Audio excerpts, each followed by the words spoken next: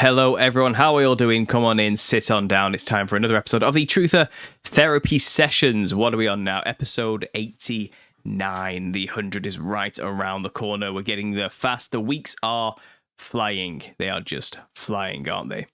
Now, let me just quickly pause the video that started playing in my ear in the background there, which you guys couldn't hear, but that just blasted my eardrums wide open because I am playing my video in the background for reasons that become apparent soon. Because I'm not alone today. I have a renowned guest, someone you probably all know. In fact, you've probably just come off watching one of his live streams, no doubt, or vice versa. That's as we usually coordinate these things. But I have JT follows JC with me today to discuss some robotics. Joe, are you there? Can you hear me?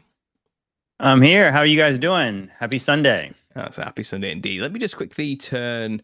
I think I might be louder. Let me know, guys, in the chat who's louder than who, because I cannot tell from my end. But I'm going to quickly flip the screen here to you, Joe, so they can see your chiseled face. And where are we? There we go. And screen swaps, so they can all see it. Excellent. It's been a long time. It's been a long time since we've had a conversation like this. It's my own fault, really. I kind of bailed on the little season stuff, for lack of a better phrase, and pivoted to move on to other topics. And I've kind of fallen out of the loop, I suppose, and I've not really had any focus on that topic whatsoever from my side in any way, shape, or form. How's it going over there in the little season world? Fill me in. I'm falling behind. I guess from my perspective, I just do what I do. So it's like whatever I feel like talking about. I just don't.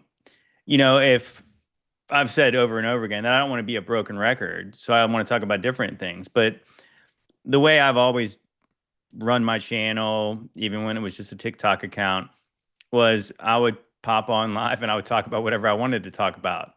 And of course, yeah, like as we're researching and there's certain things we're finding, I just, it's everything kind of centers around obviously my worldview. So I'm not specifically talking about the little season all the time, but I mean, one of my favorite subjects is just to poke holes in history. So I just like showing stuff, and that's kind of what I show in my live streams is stuff. I even just posted a little video this morning where I went to my daughter's track meet, which is a couple cities over, and they have like a weird arch, kind of like a Arc de Triomphe, like the one in Paris, whatever. But it's a little one, and it's supposed to be a World War I memorial, and it's just really bizarre. It's just like, I mean, it was kind of like most people had no idea it even existed, and of course the story's funny where it was like they made a wood one, and then eventually they decided to make it out of stone, and it's as you do. It's just like the same old narrative, and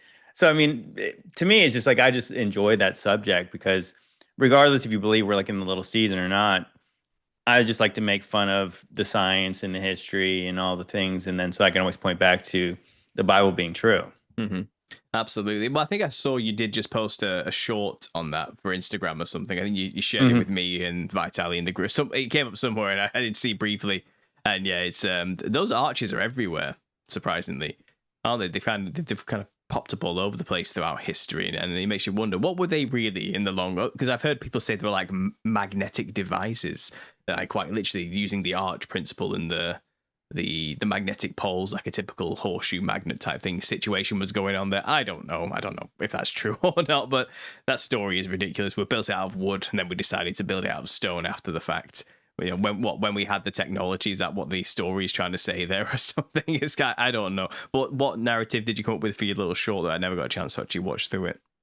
I mean, I didn't even really even say. I mean, I was just showing it because yeah, you're saying they're everywhere, but I didn't know we had one around here until real recently. Mm-hmm. And so yeah, I've seen the E-Wire, however you say his name, the Lost History of Flat Earth. So that was in his 5-hour documentary about, well, could they be horseshoe magnets? And it's centered around the whole town with the Antiquitech is connected, and this is some kind of power source.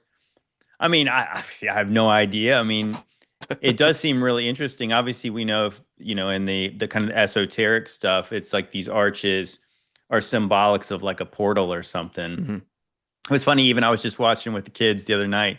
I was watching the Chronicles of Narnia again, and I thought it was really interesting. So, like, have you ever seen that When the I was C.S. Lewis movie adapted when into? I was a child, I think I watched the original old one, and I don't think I Mhm. ever saw that. I think I might have seen the remaster, but it was at such an age that I've forgotten every single bit of it now. I remember seeing a very high definition lion.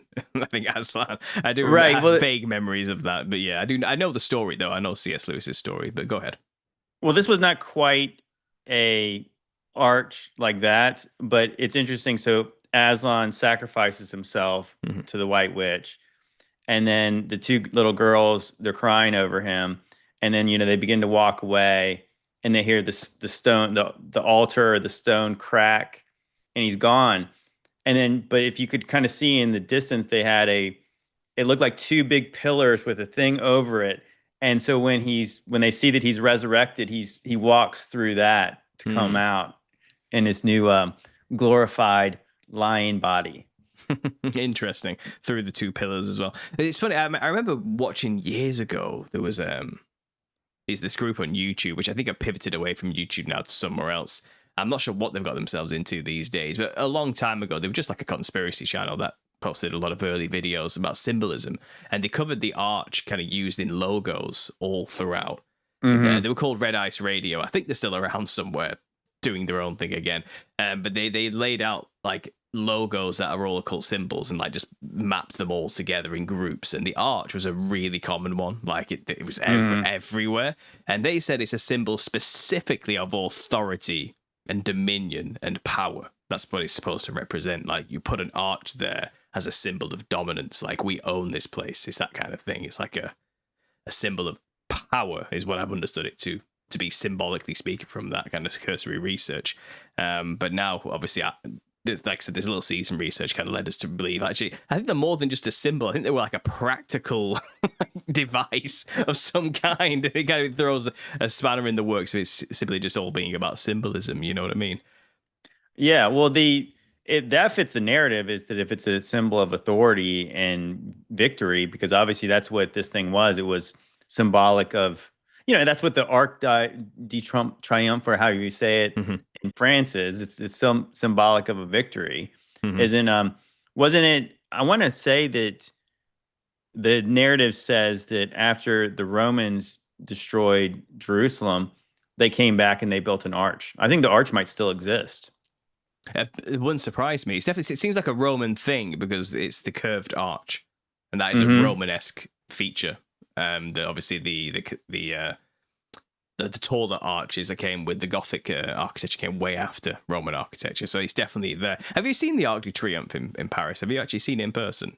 Oh no, no. Like I said, I've never been to Europe. I said It's obviously I hope to go. I mean, it's obviously way bigger than the one that I showed. it's enormous. Like you don't, I don't think you can understand until you actually see it in person. It's huge. Like I can't. Yeah, I can't, it's just amazingly large. Like I can't explain it. It's like who built this? You're looking at this thing, Yeah, and people like have to climb stairs and elevators to get to the top. It's hollow inside the legs. You can move through it. You know what I mean? To get up there, and people are on top, get the view, and it's on a roundabout with like multiple roads just going straight lines for like yeah, a mile in every direction, and you can look down it. It's a proper psychedelic thing to behold, and it's kind of, I don't know, the narrative doesn't seem to match up to whoever built this stuff. But even Paris alone, the city of Paris is like, who the hell built this? What is Well, this yeah, thing? I would say that the way like what you're describing is the way that it's centered, and then you have all those roads Hmm. converging out. I mean that kind of does when you see that and you hear the theory that it's some kind of giant magnet has something to do with a power source. It does look like it because the city does look like it's gridded out like a I guess most cities actually when you really stand back from them, they do look like circuit boards. But Hmm. that one, it's just the way that everything around the whole place converges to this one Hmm. symbol. But like what you were saying before about how I think that a lot of things can be true at one time is that it's symbolic of something, but it's also practical. And I think that that's what, kind of what we believe with the Antiquitech, because it's like you make something that's beautiful, but then it does have some practical value to it. Hmm. It's not just for aesthetics. So if you put this symbol up, Yeah, I mean, it does seem like a symbol of Rome. I mean, obviously we know that Paris was a Roman city. Hmm. So when did they even say that was built? I'm not French, so I don't really know French history as well as most of us. Let's just Google it now. Arc de Triomphe built, 1806. Actually, so not even that long ago. No, The 1800s. So it's likely that it was built right in the times of Jesus. it says it was actually completed long after Napoleon's death in 1836. Napoleon died in 1821. So it took about 30 years to build. Supposedly, that's what they say. Yeah. It's just it's so ridiculous, these stories. Like, why would you, like, what man really is getting into some construction project that's going to take that long now? You imagine if like somebody tried to do that now, like what a boondog, what everyone would be mocking them like incessantly. It's 50 It's meters. still not done yet. It's 50 meters tall, which is So that's 150 feet for us people in the imperial system, right? I don't know. I don't know what you well. I think it's, but yeah, it meters 3 feet. I think so. 50. I have to know now. I have to go to. But I think the one that I showed in my video was 50 feet tall. 164 feet. So Okay. yeah, it's pretty damn tall. And like I said, Yeah, it's big. It's very imposing.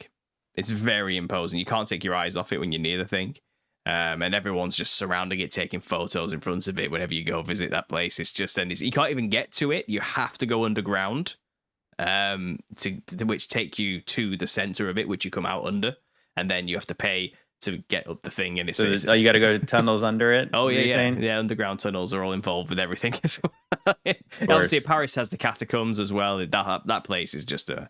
Ooh, I have to tease this. So if you guys are interested in talking about the catacombs, so on the latest, the upcoming episode number 33, which obviously now people are going to call me a Freemason, the newest episode, we discuss pretty in depth about the interesting things about the lack of new graveyards, world populations, and then I start to surmise, what if the catacombs is the answer to where all the actual bodies are buried? And I show a pretty interesting video that talks about not only the Paris catacombs, but there's catacombs all over the place. And yeah, that I feel like that topic is just like super fascinating because it's so bizarre. And I do feel like it's kind of like in that whole Michael Heiser phrase, if it's weird, it's important. Yeah. So you see something like that, it's like, it's so bizarre that you got to have a real kind of explanation why people would do something like that. Well, they're all like, aren't they like all that they've been boiled and polished? All the bones have been lovingly like cared for and looked after as well. They haven't just been chucked in there, and they've kind of been piled in a very specific way, creating patterns, repeat. It's kind of who does that? Like I said, who does that? What reasonable story do we have to explain that away? In some, it's kind of, I think it's one of those phenomena, isn't it? It's like people know about it and they'd rather just not think about it. It's too weird. You know what I mean? Right. Well, I think it's really hard I think that just based on the world we live in currently, it makes no sense. No. And so most people just will not try to think any harder past that. So the narrative says is that during that time, there was, I guess, mass starvation, plague, all kinds of things killing people. And then the graveyards, the cemeteries were getting backed up. So there's just bodies everywhere. Now, the interesting part is in this video I showed that they were showing like the population of Paris would have been about 600,000 people around the time that they were having this issue. So how do you justify 6 to 7 million people being in those catacombs when the city, and obviously the previous generations are way smaller, the narrative says. And also, yeah, what you said is the one point I made was that, for one, if you're running out of rooms in graveyards, just make more graveyards. Wouldn't it be easier to dig holes in the ground than to meticulously stack all these bones? And as you rightly said, the bones are clean. Like, how did the bones get so clean? It seems like whatever happened and whoever did that, they did do it with care. So you got basically two options. I believe you either had really faithful, like good Christian people did it, or you had the opposite. You had people doing like ritualistic. They stacked them for ritual reasons. Hmm. But I mean, I don't see any practical reason that you do something like that. So Well, you, when you throw in the idea that there'll be a resurrection, and obviously it's a very well understood idea that we bury the dead in the hopes that they'll rise from the grave, that type of thing. that was clearly the thought processes that were involved in the utmost care and veneration for the dead. It's kind of like, well, we have a lot of dead now, especially if the little season's true after what just happened. 95% of the population probably completely gone, if not more so. If you want to go off Gunnar Heinsohn's prediction, it's kind of just wiped out, and especially concentrated in that European area, as we know, with the major cataclysms that went down. What are you going to do with all those bodies? What are you going to do? And I think, again, it is interesting because it's the flesh has been stripped off of them. yeah, Was everyone vaporized to the bone? I don't. You I have mean, to think. It's weird, isn't it, when you really think about how they got them in that state to begin with, how they got them to just be bone as well. In the millions. It's kind of something happened that we just, I don't know. I'm looking forward to your episode on. You got me excited about it now. Well, yeah. I mean, so again, so this is, but I mean, the thing that we often focus on Paris, rightfully so, because it's like one of the most famous cities. It's got the most, as far as we know, it's got the most bodies in or bones in catacombs. Mm-hmm. But yeah, that's the interesting part, is that there's places, I want to say it's in Ukraine, where they have 2,500 kilometers worth of underground catacombs. And I was like, 2,500 kilometers? Like, did I just hear that right? And there's really no records of how many bodies are in there. So when you start to put those numbers together, and this is kind of similar in the way that you have, like I compared it to being fascinated with like ancient aliens when they first posited that idea that, hey, if pyramids are everywhere, does this show evidence there's a connected society around the world? Mm-hmm. So you don't have like a one-off catacomb here. You have them all around the whole world. Mm-hmm. So this situation, this seems very bizarre to us. It's really hard to wrap your mind around. This was happening everywhere. So why was it happening everywhere? And they typically are under old world cathedrals. Mm-hmm. So maybe it was a veneration. Maybe it was like an idea of like, hey, these were Christians. They will one day be resurrected. This is like an Ezekiel situation. Can these dry bones yet live? Mm-hmm. Yeah.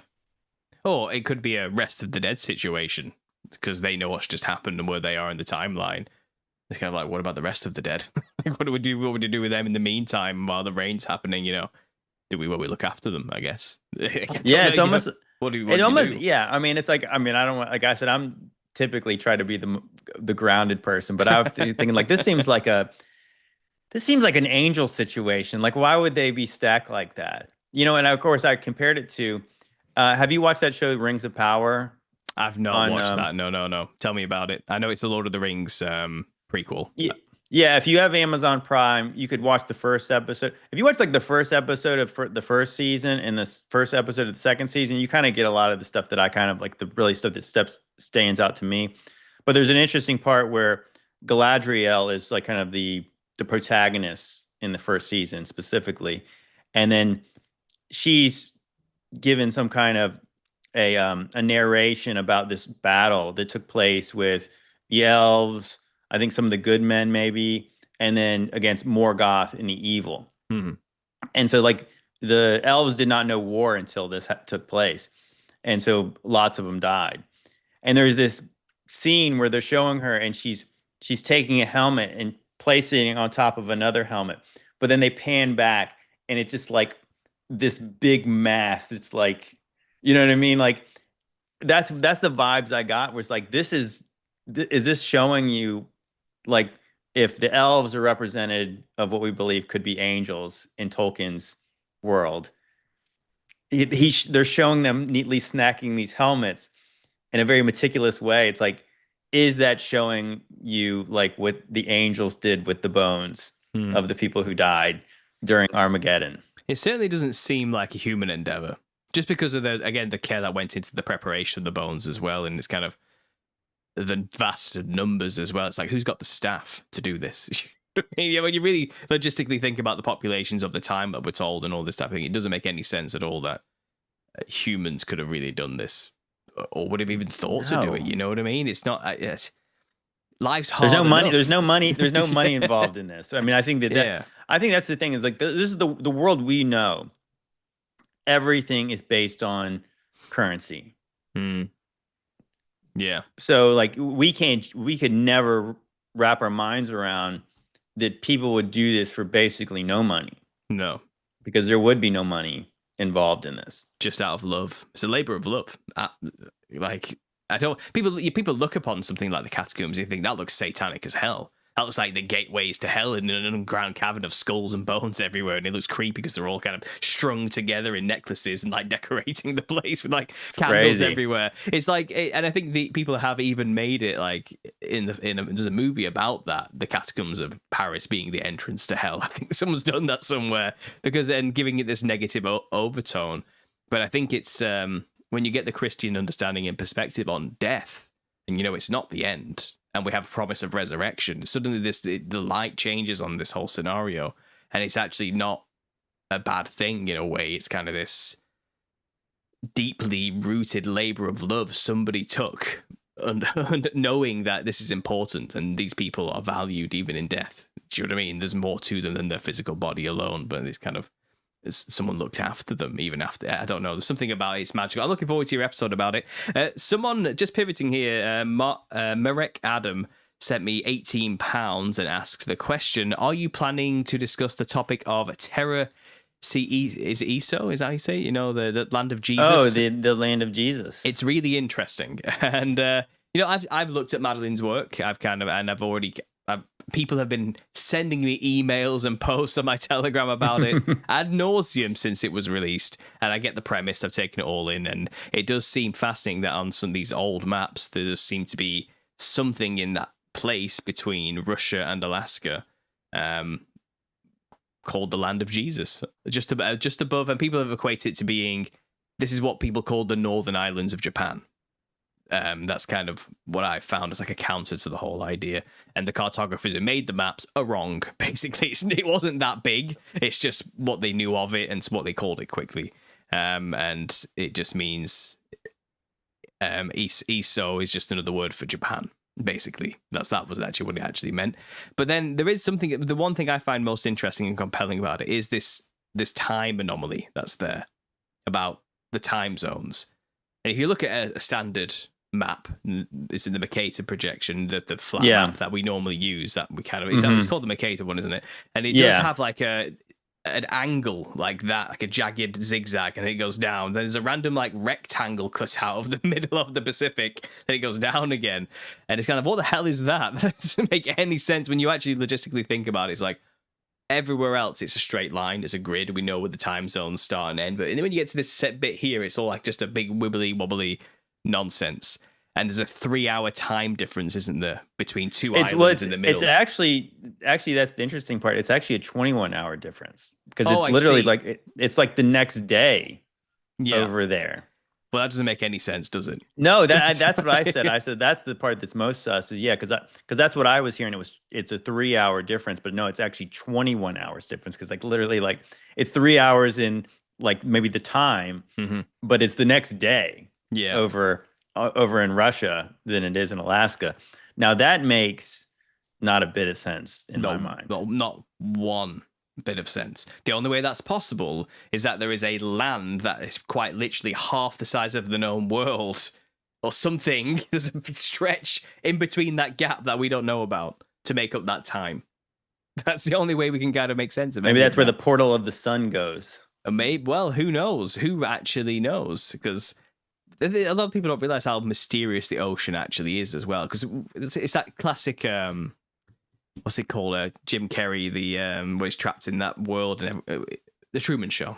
Blanks. And it's kind of like, I want to be an explorer. She says, "Oh, that's too bad. Everything's already been explored." And she pulls down that map, and it's kind of, there's really nothing else left to explore. It's kind of I think we do feel that way, don't we? We do think about the world that way.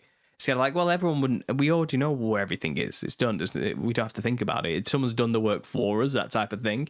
But the oceans, like, we don't know anything about the oceans. We've barely explored like 5% of them. We don't know what's in the depths of those things. We have no idea. We haven't got the tools or capabilities to even traverse these things thoroughly, and in depth in any way, shape, or form. And so I don't know. And it's kind of like when you look at like maps, like planes traveling and stuff like this, they do travel in odd directions when you really follow them. They don't go the straight lines you think they should be going to get from point A to B. They kind of go up and then round and down, or they follow the coastlines of places instead of just cutting straight across things. They don't ever go over the poles to get to where they should get to shorten that. None of it makes any sense. So I'm inclined to, props to Madeline. There's definitely something going on in that region. Something crazy is going on there.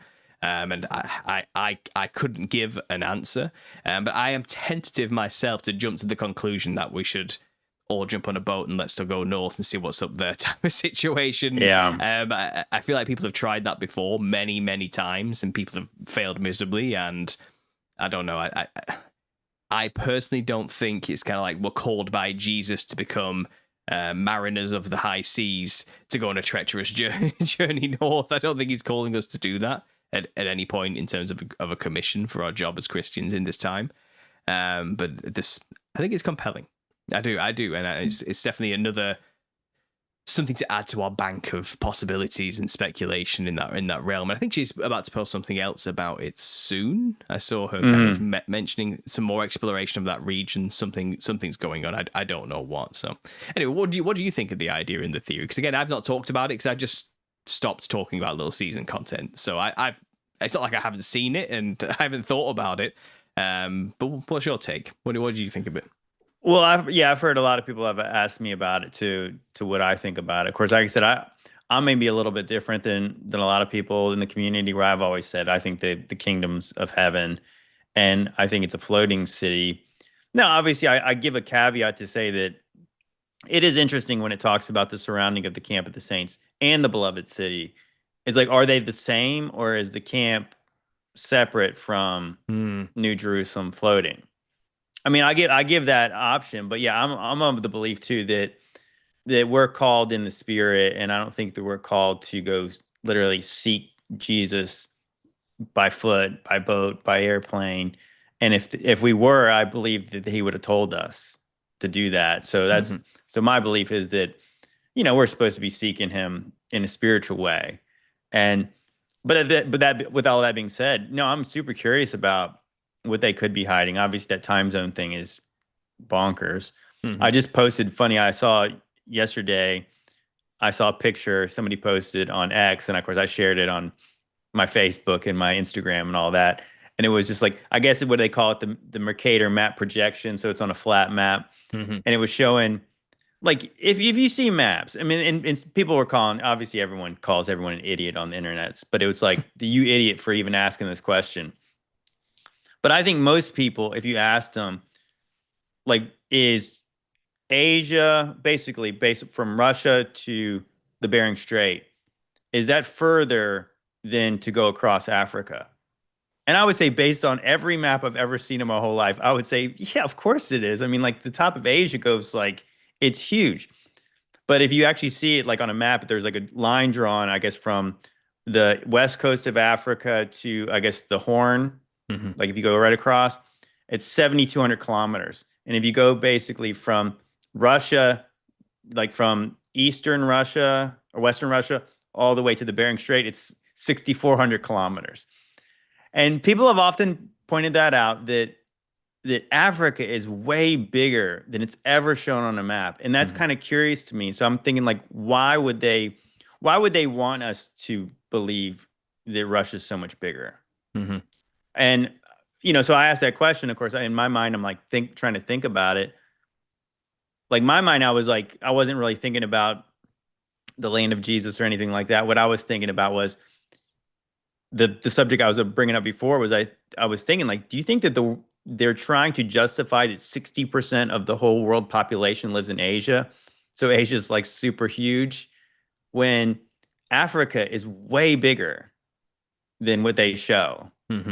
And yeah, because it's like I want to say that it's like I think they say 60% of the population lives in Asia, 15% I believe lives in Africa, maybe it's like 20% in Europe, something like that. It's only like 7% in North America, and it's like 5% in South America. I just thought it was really interesting. So I thought 60%. So would that be a reason why they would lie? Or it could be something as crazy to say is that there's a landmass that's over there, and that's why they're accounting for they want us to think Asia's longer because there's this thing that's actually not on the map Hmm. that Could be. what they're really measuring out to. The argument I used to hear from the woke mob a long time ago. Like they were saying it's the evil white colonialists trying to make themselves seem bigger on the map and to diminish Africans and like make the southern hemisphere countries seem smaller in comparison and to make them seem bigger than they actually truly are. It was a dominance thing. I've heard that before. It's like a white. It's a political yeah. thing. It's Like who's got the white most oppression political thing, power.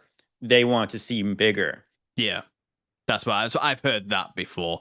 But I think in light of the things like obviously our community is looking at, to hide something would probably seem more likely, just to fill out a space that shouldn't be there. It's like, well, we'll just stretch that out, that region out, And it is, obviously, they say, well, when you wrap it around a globe, it is smaller. It kind of all squashes in on itself. But when you stretch it out onto a square map, it just gives that illusion that it's bigger. And that's just because it's a projection, as they say.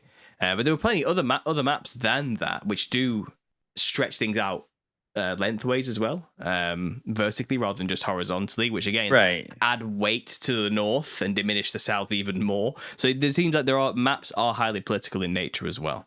And this is another thing I think why we should also be a little bit weary of these old maps. It's kind of Jesuits were sent out to go and map out places, and they were told to come back with a certain amount of information or something, and also to tell renowned tales of monsters and other things were often drawn on these maps. You know what I mean?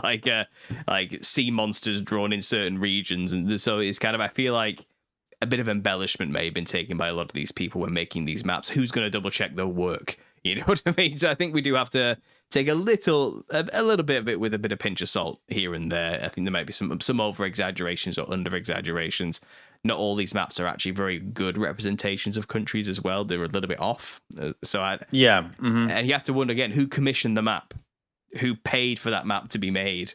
And it's kind of, could agendas be at play as well? We have to wonder, especially when it comes to these very old maps. And I'd say even today, it's even more corrupt and even more messed up with things like Google Maps and Google Earth. Like they're definitely hiding things on there. We've actually seen them in real time actively scrub things off maps and blur them out and just not make things not exist anymore. Like underground, like cities in the desert that gets found, or random weird things, anomalies in the sea that don't make any sense. People have like made loads of videos about them just deleting things. It's like, oh, that never happened. That's not really there. And then if it's not on the map, then it's not on the territory. No one knows it exists. So maps are complicated. This is why, sadly, I don't feel like we can hinge much on them as like definitive proof of anything. But they're certainly interesting. They're very compelling, and it definitely matches up well with that. What's it called again? The Black Rock. Yeah, the Four River map, the North Pole map that we have. That's the old Mercator map too. Yeah, it fits with that very well. The Land of Jesus. It's clearly that kind of, it makes sense to have it there. You know what I mean? Because everywhere else is kind of accounted for on that Mercator map, the Circle Black Rock map, except for this random landmass in the corner, which now makes sense where that actually is. And again, according to that map, we don't even know how far south that goes. We just see a little bit of the center, that center rim, because even Greenland's on that map, isn't it? I think it's like a little. I believe it is, but yeah, that's another thing that I remember just seeing in school. Like Greenland looked almost as big as Africa sometimes. Yeah. It's tiny. It's actually not that big at all. Is it? Yeah. It's not even close. It's absolutely insane. Even the funny thing is, like, if you look at some of these old maps too, if you look at, well, not old maps, but like maps you might see in your kid's classroom. Antarctica looks like you could combine all the continents together and you could fit in Antarctica because it takes up the whole bottom, Hmm. and it looks so huge. And and the thing is, it's kind of like, all right, if just draw it accurate, like like we're not sailors, like so why don't you just make the countries proportional to how big they are? You're trying Hmm. to say like you're trying to justify that it wraps around a globe, but I mean, isn't it a ball all the way around? So wouldn't they all be stretched out? If because doesn't Africa fit on both hemispheres? So wouldn't Hmm. it kind of be like distorted too? But Africa just seems normal size. Yeah, well, Africa. Well, that's the point. Africa would be on the central bulge of a sphere, so it would be stretched out way bigger than what we normally see on a map. It would just be enormous. Right, Same for right. South America as well. Like it would just be absolutely enormous. And even when it comes to like these lands, like South America, we haven't even really fully explored that land. Like there's still a lot of mystery going on in most Oh places. gosh, yes. Like we haven't got a clue, and yeah, but we're kind of the narrative is, oh, we already know everything, and most people never bother to question or explore any more themselves because who has time for that this day and age? It's that kind of thing, isn't it? So I feel like the community we have is so niche today to be saying such things. This is truly wild stuff to be talking about on a crazy level. And I don't know. I mean, you've still been doing kind of like the podcast circuit, haven't you? Kind of going out there discussing these things with people. And Yeah, a little bit. what's the general reception these days to this topic? Because it's been around for a long time now. I think we've been talking about it for like a good year and a half before up until this point. Kind of doing our thing, growing the Hmm. idea a bit more and fostering a community as such. But it's kind of where are we at now? Like, because it's I feel like the landscape may have changed a little bit for the community. I don't know I think what have you got? I, You're out think you're I out think there, we're you know. yeah. I mean, I think that obviously everybody who invites me on, is very receptive. Most of the comments I look back and I see what the comments are saying and how crazy do they think I am. And most people don't. I mean, obviously, most time by the time they probably invite me on to talk about it, they're halfway on board at least, anyways. And then so the audience doesn't seem rattled by the conversation. Hmm. I mean, obviously, you see, and I know that we've talked about it a little bit. I know there's all these debate me, bro, guys who want us to go on the shows to argue with them. And I mean, I think that's pretty good evidence that it is resonating because whatever these guys used to talk about, now they only want to talk to us, or they want to debate people, and they want to talk about the little season, and they continue to want to have debates. These same guys want to have debates multiple times with multiple people, and yeah, I mean, to me, I mean, I think that's evidence that it's not going away anytime soon. And of course, like you and I get blamed for that. But I mean, obviously, we like you and I both know we didn't come up with this idea.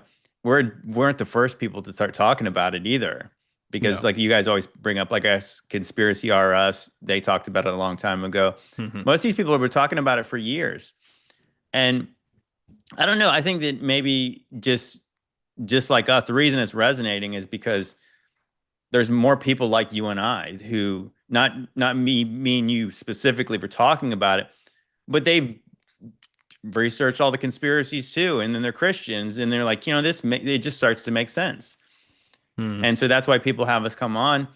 Yeah, and then the futurism model is it's getting silly. It's getting silly to try to figure out who the Antichrist is every 5 minutes, and then nobody ever apologizes when they're wrong, and Hmm. they continue to the next thing, and the next thing's going to be the mark of the beast, and the Euphrates River is still drying up, despite it being the sixth bowl of wrath. So yeah, I think that people, yeah, I think most people are thinking that when 2020 happened, me myself included, I was right on board that the tribulation's right around the corner. Hmm. Okay, so now we're 5 years removed from that. So it doesn't necessarily have to be right around the corner now. And I think that's where a lot of people are. And it does seem like all the stuff that's happening in Israel and the way the public has kind of turned against that country based on that war there. I think that's also another reason why people are saying, wait a minute, we're supposed, based on dispensationals and all this stuff, we're supposed to put a rubber stamp on that and support whatever's happening there. And they're like, we're not doing that. And then so our worldview starts to make sense. Is like, what if they're lying to us? Hmm. They absolutely they're lying to you. So now that people are waking up, and yeah, I mean, so I think that more and more people are kind of like, it's resonating with it. All the holes in the narrative are being exposed. I think most Christians didn't realize there was another option.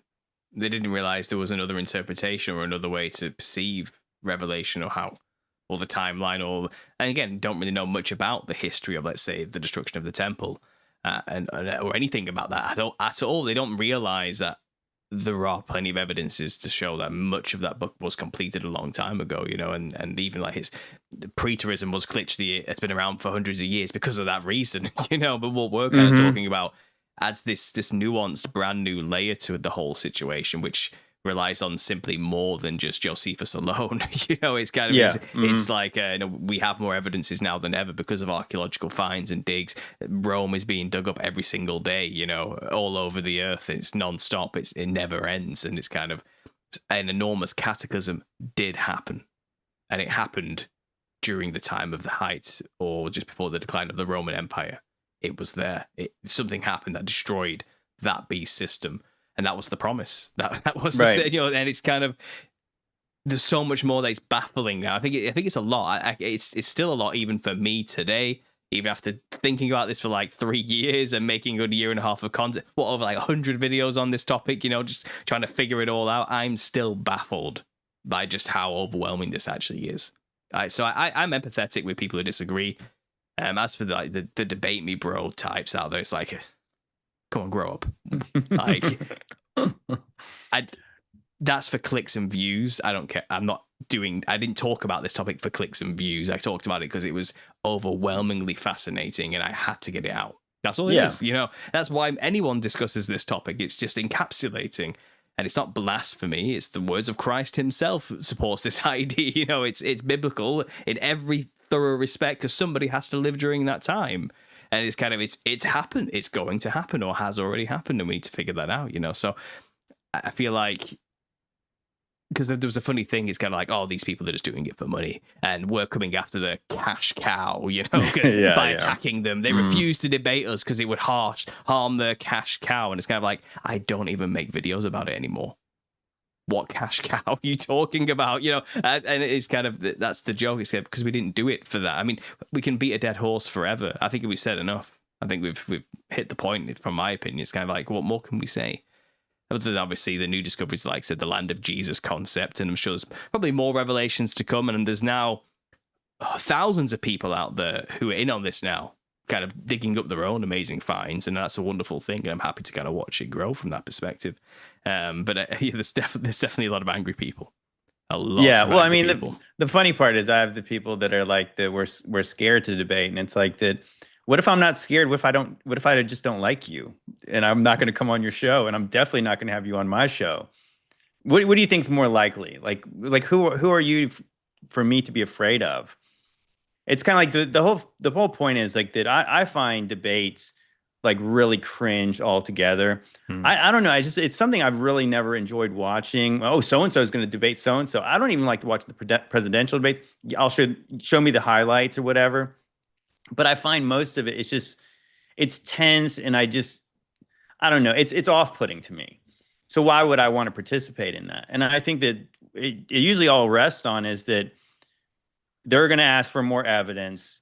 If we show them evidence, they're still not going to believe it. We have a different interpretation of scripture than they do. Mm-hmm. Just let that be it.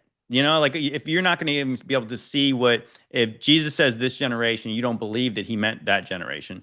Well, then we're not really going to get very far with each other, right? And because I think that for us, that once people were willing to acknowledge what the imminency of the return of Christ was, and you can see, and you're like, oh gosh, how did I ever miss this? It's everywhere. It's the whole context of this, all of the Gospels, all of the letters, the book of Revelation, it's all about to happen. And if you can't see that, well, then it won't matter what I can show you. Because like I could show you the Mount of Olives being split, and you would still say, yeah, but what about the stars? Mm-hmm. What about the mountains? What about this? What about that? And I could show you, what about the maps look like this back in the day? Now they look like this. Maybe that's evidence. No, that's not enough. Because Mm-hmm. where's Jesus at? He's supposed to be in Jerusalem right now. It's Mm-hmm. supposed to be this. It's supposed to be that. And it's like, so whatever your perception of what you think things are supposed to be is going to blind your eyes from the things that are just like right in the text. And it's like, I'm not sure. I can't show you, I cannot prove it to you. Mm-hmm. I mean, we take it on faith that if Jesus said it was going to happen in a certain amount of time, we know it did. And then we have enough reason to believe that. And I think to me, like what you were saying about I mean, I always bring it back to me is that I have this background in the church, Christian schools, and I never was told about 70 AD. I was never told about how that war was 4.5 or 3.5 years. It was 42 months. It was exactly the amount of time that Jacob's trouble was going to be. Mm-hmm. I didn't know that happened in that certain amount of time. I certainly didn't know that men wrote about soldiers in the clouds and all kinds of supernatural things happening at that exact same time. And then, of course, doing the kind of conspiracy stuff we do, I definitely never heard that the world ended at some point. Like because I think that's what most people like. So if Revelation happened, like what did that look like? I mean, like you're saying, it can't be just Jerusalem. And then we can show you like, no, it's not just Jerusalem. And then through a very quirky topic about the mud flood, you're like, it's everywhere. There's things that are buried. There's things that are melted. And then the fourth beast, the terrifying beast that was different than the other ones, I send you and Vitali weekly articles about, oh, whoops, just found this Roman bathhouse down here. Whoops, I just found this mosaic down here. This is weird. Just found a church under the ground. And like to me, it's like what do you do with that idea if like you do believe this is a future event? Because I said I could never reconcile that. So what do you do with this time that's in between Jesus and us that seemed to be better? And then you had this time that obviously seemed to be way worse. Sorry, my dog.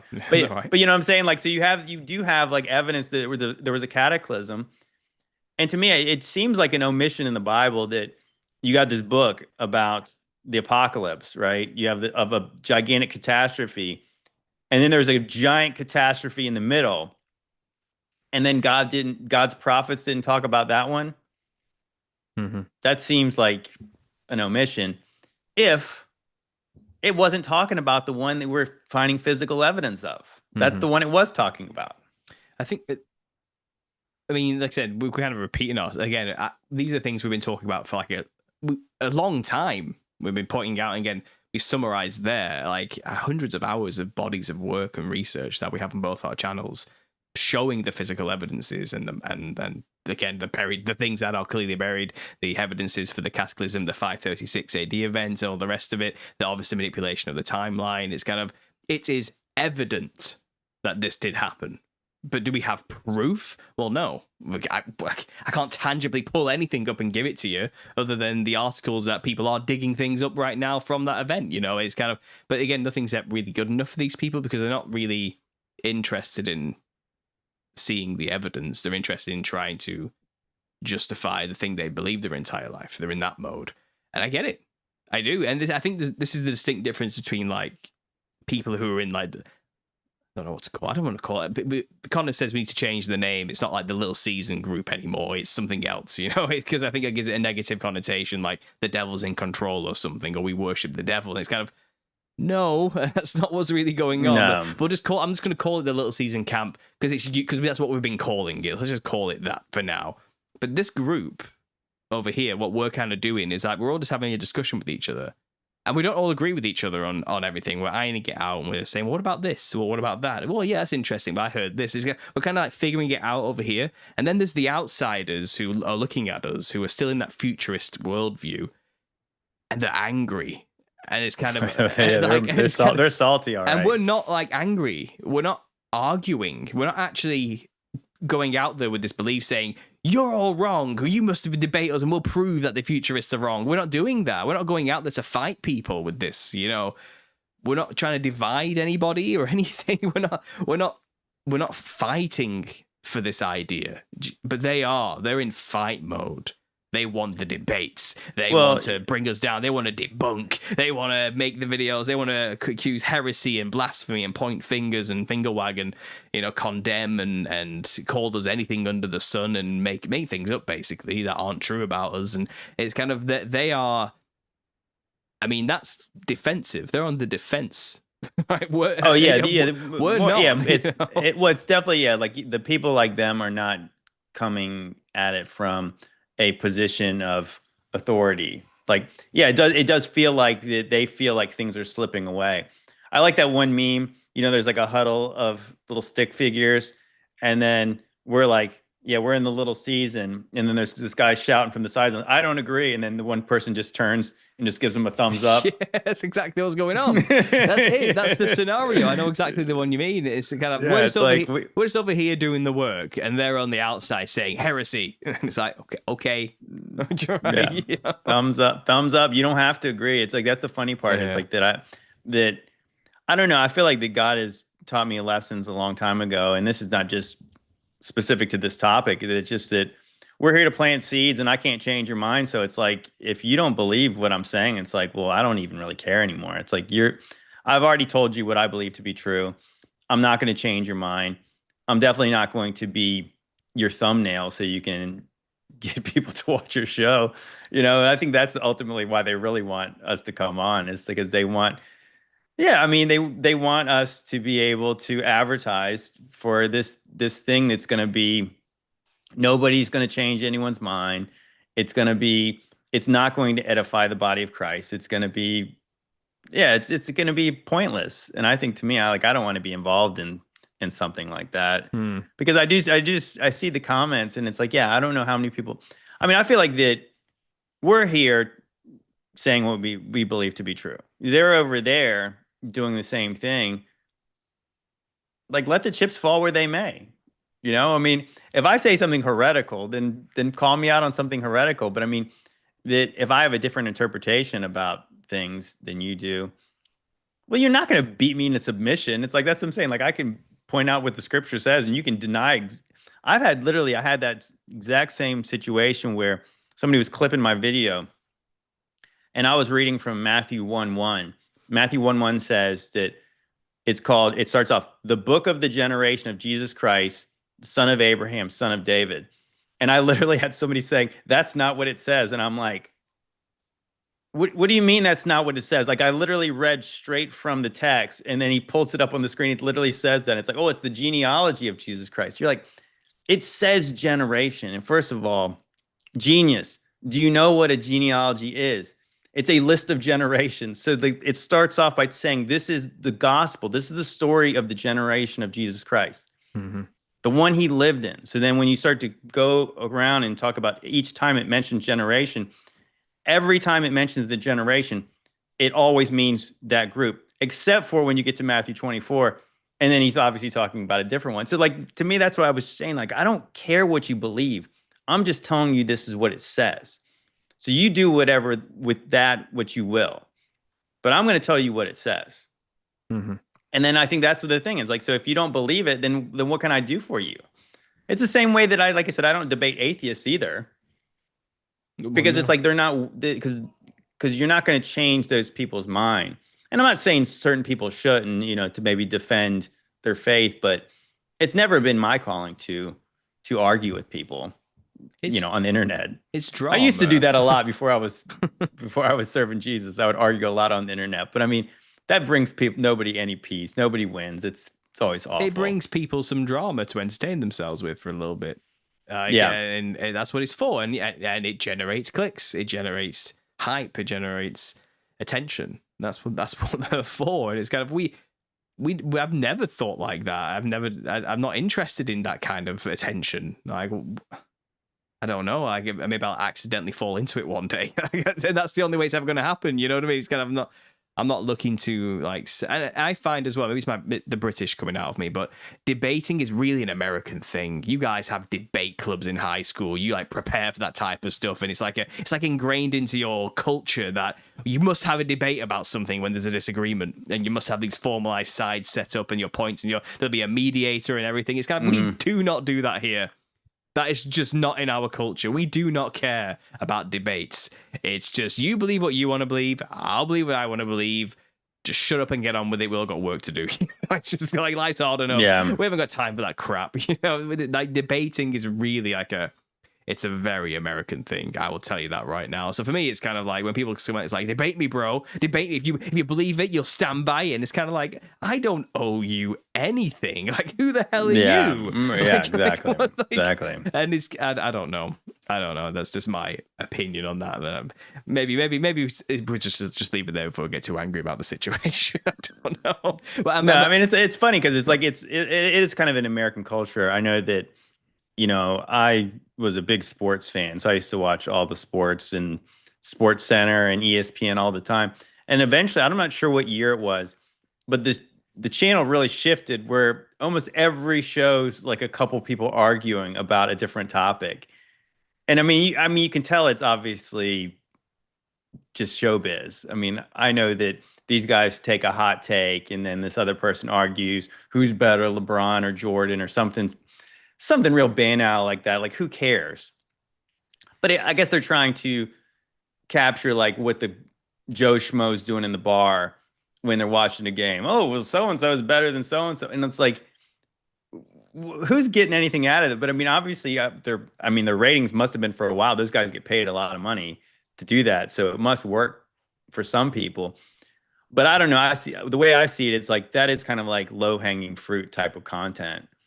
Because, all right, I've run out of ideas, so let me just argue with somebody. I remember watching the flat Earth movement from the early days when it first kind of rose, and it turned into that debates after debates going around trying to prove it and all this type of things in like a combative way. It was a fight all the time, and I didn't like any of it. It was a mess. None of it made anything look good in any way, shape, or form. No one was ever convinced from any of these debates of anything. And I feel like they only ever served to kind of drum up a culture of personality in a bad way. Like, I don't think it ever worked well in any way, shape, or form. I'm literally all I want to do is just share the information and I think is interesting. Take it or leave it. That's all we've ever been doing, and then people are out there like accusing us of being cult leaders, heretics out there, purposely deceiving people with heretical views and non-biblical concepts. And it's kind of, if that's your reaction, like something's wrong with you as an individual. Like you have invested too much into an ideology and it's possessed you to the point where you're foaming at the mouth that somebody dares to say, no, I don't think that's it.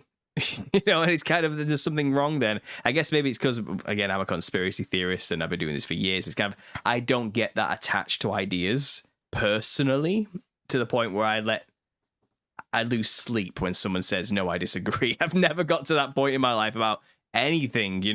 I have my convictions, my own personal beliefs and convictions, and I'm okay with other people disagreeing with me. But when it comes to this topic, the opposition is not okay. They're not okay with us even existing. They're not okay with any of it, and you can't help but feel it is like the foundation is rocked and they don't feel stable. Yeah. It's that kind of thing. Like, you don't have it's like a cornered animal situation where, like, yeah, they're lashing out. And I think that's what I really see is that I'm over here, I'm having a good time, as I want to do when I do a live stream or have a podcast. We laugh, we joke, and we do what we always do. And we talk about how silly history is, just like the flat earthers who would talk about how silly the science is, poke holes at NASA. That's what we do, except for mostly we've been focused on history lately. Mm-hmm. Absolutely. Well, and that's the funny part. I always try to tell people, it's like, so you guys who obviously are like believe the tribulation is about to happen. So you believe in this massive conspiracy that leads to a one world government run by the Antichrist. I was with you guys. Like, so I'm not trying to make fun of you for that. So you guys are conspiracy theorists, right? And then most of these people are also flat earthers, right? Biblical earthers. So they would say that they don't believe the news and they don't believe the science, but then they believe the history. And I said, don't you see there's don't you see like the inconsistency there? That you don't believe the news that's from yesterday, but you believe the news that's from 100 years ago, 200 years ago, 300 years ago, Mm-hmm. 1,000 years ago, 2,000 years ago.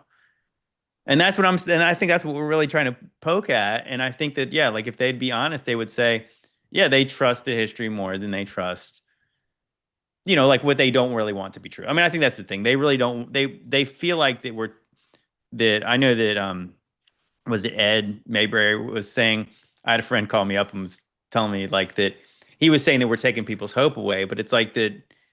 Now what you're doing is like, now you're trying to create a straw man of what we're doing. Is like, if that's your hope is in the rapture, I've often said that yeah, you guys say that nobody's ever experienced it. So like, why would we put our hope in that? So maybe your hope is misplaced. I've said the and same so thing. we're just hoping in for eternal life. That's what we're hoping for too. So yes, if your hope should be in that and not in whenever the rapture could be. Yeah. And well, again, mine's in the kingdom at the end of time, at the end of all of this, which comes way after the tribulation and after the millennial reign and all that. Like the hope should be in the end, right? That we make it to the new heavens and earth. Is that not the blessed hope that you can be assured knowing that you've made it into the kingdom? And I think that, again, I know why they're confused about it. It's because they got confused and thought the millennial reign was the eternal kingdom. They're confused about the matter because they've conflated the two together as the same thing. And again, we just come along and said, well, that's not what it says. And they're like, don't be nonsense. Don't say that. Like, I've pinned my entire belief system on them being the same thing. It's kind of, what do you mean? My pastor told me it was the same thing. And it's kind of, not everyone could have lied to me, right? Surely. And but it would be in the history books, wouldn't it? And it's kind of like you said, it's kind of, why do you trust any of that? Especially, and then the shocking thing is, it's like, why is it always like the conspiracy types that come after us? It's kind of like, well, suddenly you trust this now, do you? Now everything. Oh yeah, but that's because the Jesuits said that first, right? So they're trying to out conspiracy us. It's like we're saying we don't trust that, and they're saying, oh well, that's because the Jesuits said we've already tricked you. Now the funny part is that, and I think this is pretty interesting because a lot of people who say that there's not a rapture coming, there never was one. That's a misinterpretation of the Bible. I think that I'm still kind of on the fence about that. But what I do find interesting is that if you just read what the Bible says and what the blessed hope was supposed to be was the resurrection. So some people believe you could be resurrected in your still alive bodies, which I'm not necessarily saying that's not true. But if your hope is in the resurrection, that actually seems like a hope more well placed, right? Like, because we all believe that if we're in Christ, he'll raise us up one day. Right. So like, I think that's like, if like, let's just say we're all focused on the resurrection. Well, then we would all have the same kind of hope. Right. But it is like that. It does feel like an ear tickling thing of saying, well, I'm going to be disappeared before you suckers are going to have to deal with the Antichrist, but I'm out of here. And that's what I'm really hoping for. But to me, that seems like a hope that was never, it was never a promise that Jesus ever gave. That you're never going to experience the bad part of this, whatever's coming. He's actually saying you're going to experience this bad part. So whether you go through that part and you have to die and then you get resurrected, or let's just say, like what the Bible often says is this person lived out many years and they mentioned it like it was a good thing. And then they died and then they get to be resurrected too. Actually, if you want to talk about it for 1 second, I was reading or I was listening to an audiobook and it was the Gospel of Nicodemus and the Acts of Pilate. Have you ever read that or listened to that? No, I've not actually. No. You should check that out. But it was really interesting because the first part about it is all about Pilate and basically the trial of Jesus, and a lot about that. And then they deal with after the crucifixion, and then the angels moving the stone away, the Roman soldiers. They're kind of dealing with the fallout. It seems like it lines up perfectly with Scripture. And then kind of the second half of the book is literally an account of what happened in hell, either before Jesus got there or during when Jesus got there.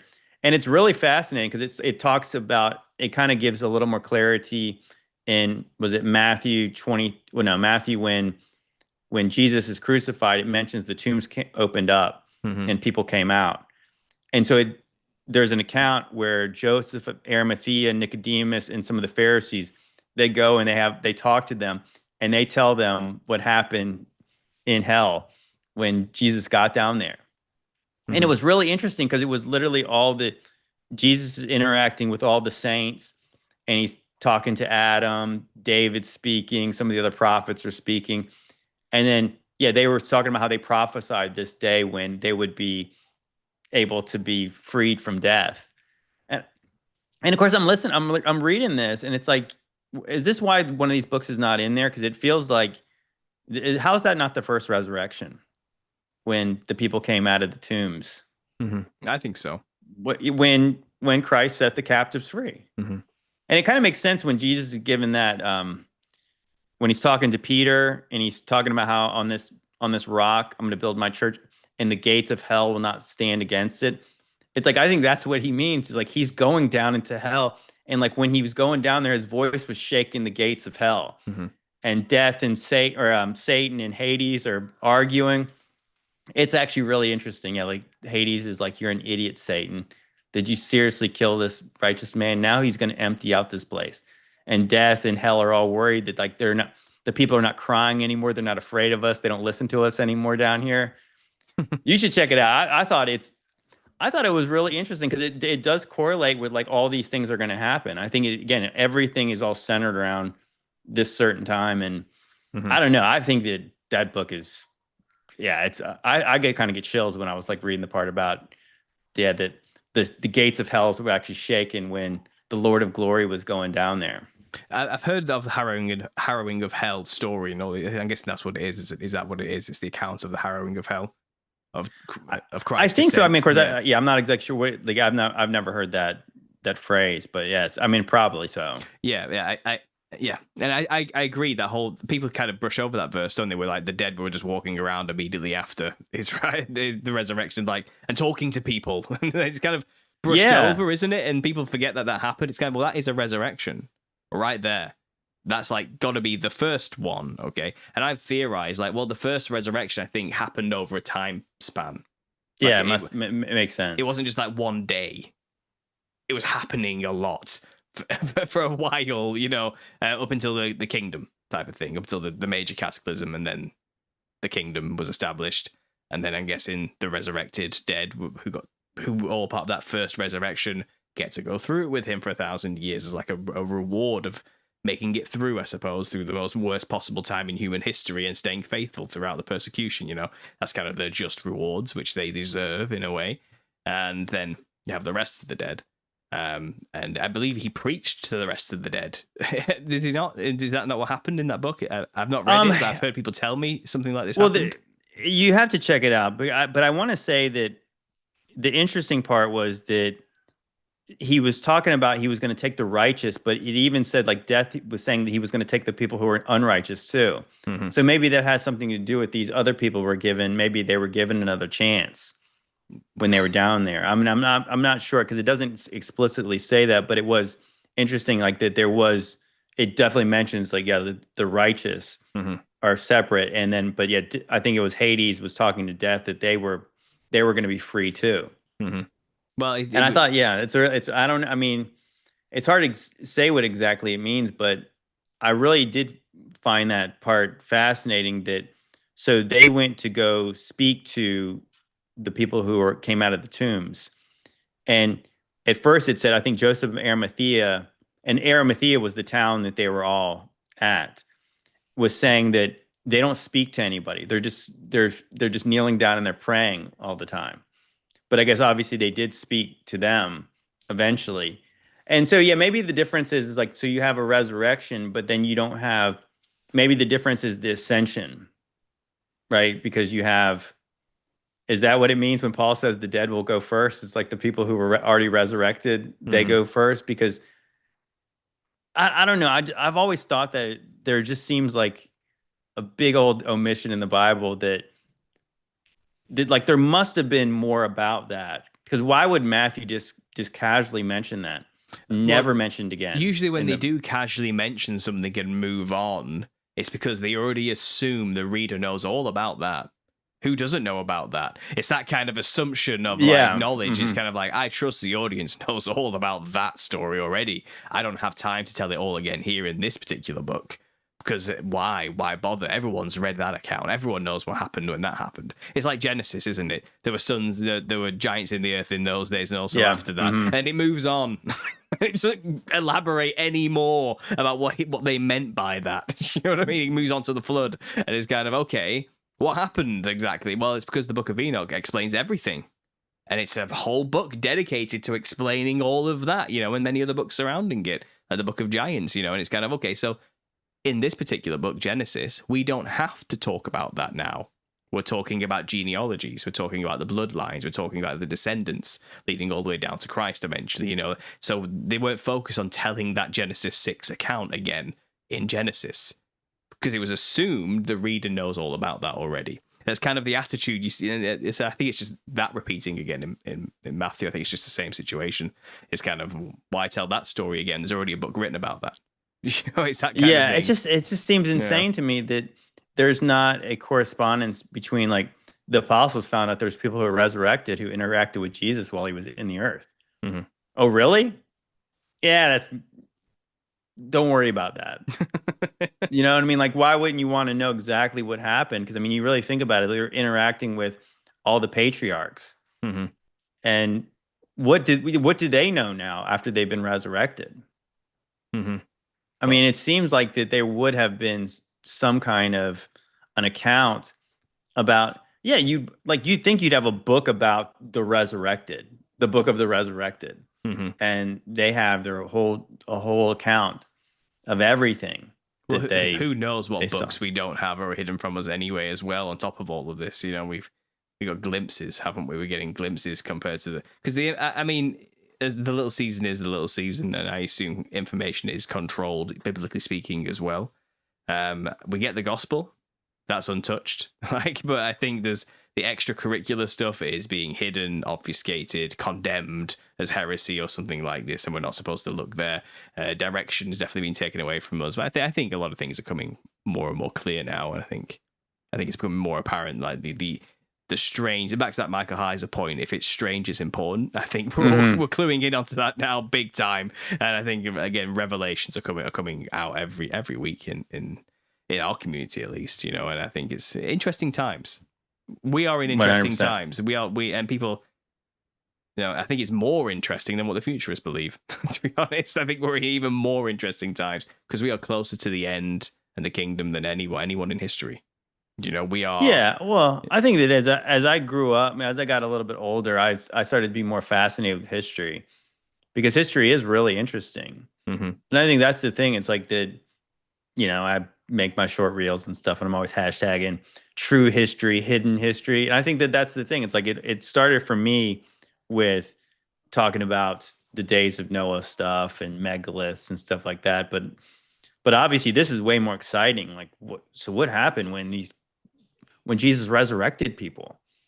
I mean, to me, like this is not little season stuff. This is like real, true believer stuff. Like this is if you like, who doesn't want to know more about the people who came out of the tombs? Mm-hmm. Can you imagine what the people living during that time witnessing that would have been thinking? Can you imagine the mass conversions in that moment? Christendom did spread across the earth rapidly, for many of us. We know that. We know that happened. And again, if you literally seen the dead rise, I mean, that would change everything. I mean, isn't that one of the signs of, I don't know, the end times? It's the dead popping out of the graves. So you know what I mean? It's kind of like I want to say that in the movie Ghostbusters, do you ever see that one? The classic Bill one. Murray? Yeah, I saw the classics, yeah. Well, I know there's a scene where, was it Dan Aykroyd and the guy, I'm sure, I forget what his name is. His name Winston in the movie. And they start talking about, he's like, do you know Jesus? And he's like, I love Jesus's style. And he starts talking about, he's like, you ever thought that the reason all these ghosts are showing up because the dead are rising from the grave? He started quoting from the book of Revelation. And you're like, but the Bible actually says that happened in the times of Jesus. Mm-hmm.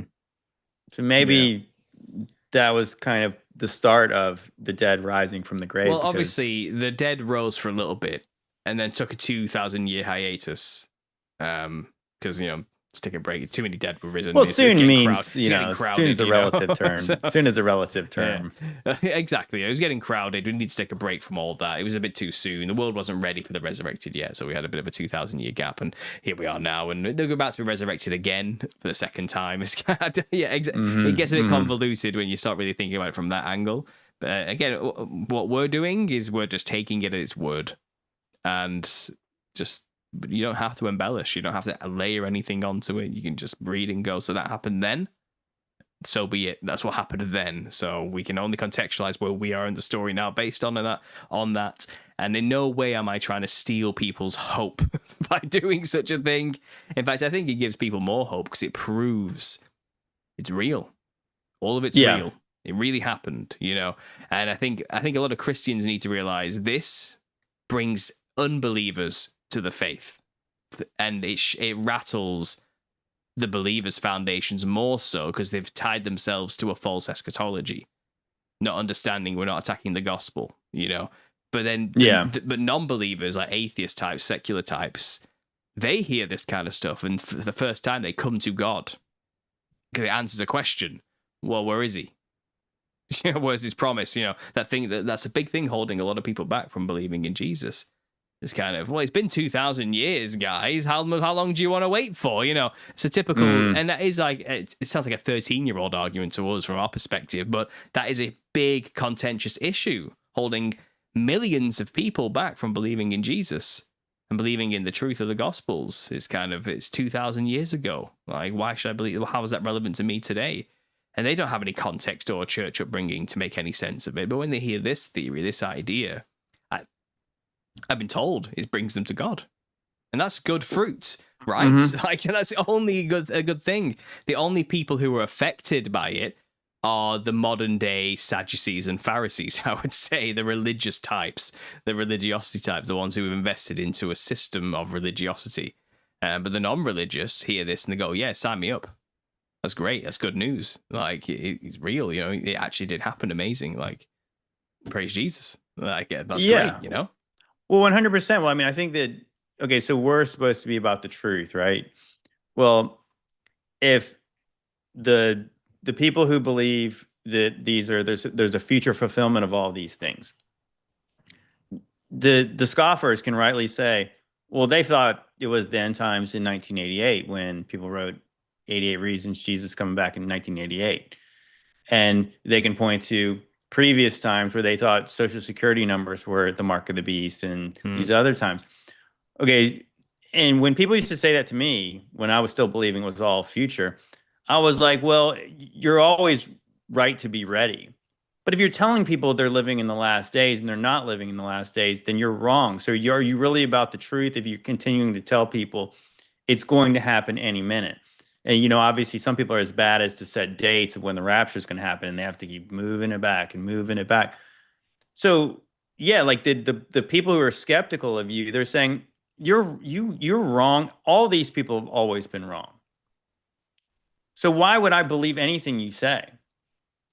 Versus us saying, no, Jesus kept his word back then, and look at all this evidence that it happened then. And it's like, so why does the world deify Jesus if he wasn't who he said he was? Because something happened in our past that made everyone believe it. At least the majority of people, because obviously you have the iconography, you have, again, the timeline we're on, the chronology, AD, BC, something happened. And I think to the people who, like you said, who were not believers, I think they're looking into this idea of like maybe the mud flood and whatever, or the idea that there's a cyclical reset in this place. But I do think that, yeah, because there's something so significant about this Jesus, it keeps coming back to him. And I think people, yeah, when they hear it set in these parameters that we're talking about, like, what if this means this? What if the Greco-Roman stuff literally came from Rome? And the reason why it's more advanced than us is because there was this reset in the middle and we don't know how things happen. I think that resonates with people. I think it just does because then they say, well, then Jesus, he still continues to come up. And if it was like, if you think about it, that there's this reset somewhere in the middle Hmm. between Jesus and now, which obviously seems pretty undeniable. Hmm. So Well, why does Jesus last past whatever happened when the whole place got reset? well, Unless he was who he said he was. in a way, like the reset angle is the biblical story just without God. Because there are many resets in the Bible. The flood's one of Yeah, them. The flood, sure. and many areas have had resets in the Bible. I Hmm. mean, look at Sodom and Gomorrah. Do you know what I mean? Like that place was reset. There's nothing, it wiped off the map type of situation, So it's kind of, I think there's been many examples of resets even in biblical history, but there's an active conscious agent behind those events happening from a biblical perspective. It was God acting out judgment in many ways, or it was God doing it for specific reasons, and it wasn't, obviously people want to say, well, it was an evil or cruel, and it's like, well, no, there was many justifications for many of these things, and he gave chances many times as well, and says, find me just, all right, you can find me just 10 men, I'll leave you. It's like, Yeah. he gave chances, and it wasn't like Yeah. just on a whim type of situation. And we all know what happened in the pre-flood world, that made that necessary as well, and it's just kind of, resets have happened. But I find the chronologist types, the Tartarian reset types, they just want to remove God from that equation and say it's like some kind of cyclical, naturally occurring event that's unavoidable, and another one's coming soon because the timeline says it's just time for it to happen, Not knowing, no, it's because on the biblical timeline, final end, great white throne judgment is around the corner. Like, we know why it's about to happen. It's not just some random freak phenomena. It's kind of, there's a Yeah. conscious agent behind it all. And it's not just get prepared with a bug out bag situation. It's no, are you ready to die? And are you prepared for what's to come afterwards? That's what Christians are trying to tell you. It's like, it's appointed for a man to die and then judgment. Are you prepared? Like, it's going to happen. Like, whether you like it or not, it might not be the cataclysmic event that takes you out. You could have a stroke tomorrow. You know what I mean? Anything could happen at any moment. Like, salvation is now. Like, Yeah. the time is now, and it always will be now for salvation, And so we're not like terrified of these future cataclysmic events or whatever's coming around the corner, because we're already assured in our position in the afterlife, shall we say, and all we're trying to do is spread that news to everybody else in preparation for that eventuality whenever it comes. So it's kind of, we're not focused on the destructive event itself, and I think that's what makes us distinct from these cyclical types who are talking about cataclysms. It's because we're not, even though we're little seasoners, we don't focus on the cataclysm itself. That's right. Well, we don't. Point. Yeah, I mean, it seems like to me that, I don't know, unless God told you directly that the world's going to end, then are we really the people who are supposed to be talking about the end of the world all the time? It just it seems a little bit off. Like that the one, like the light here in the world is like literally preaching doom all the time. Mm-hmm. And then providing fire insurance for that doom.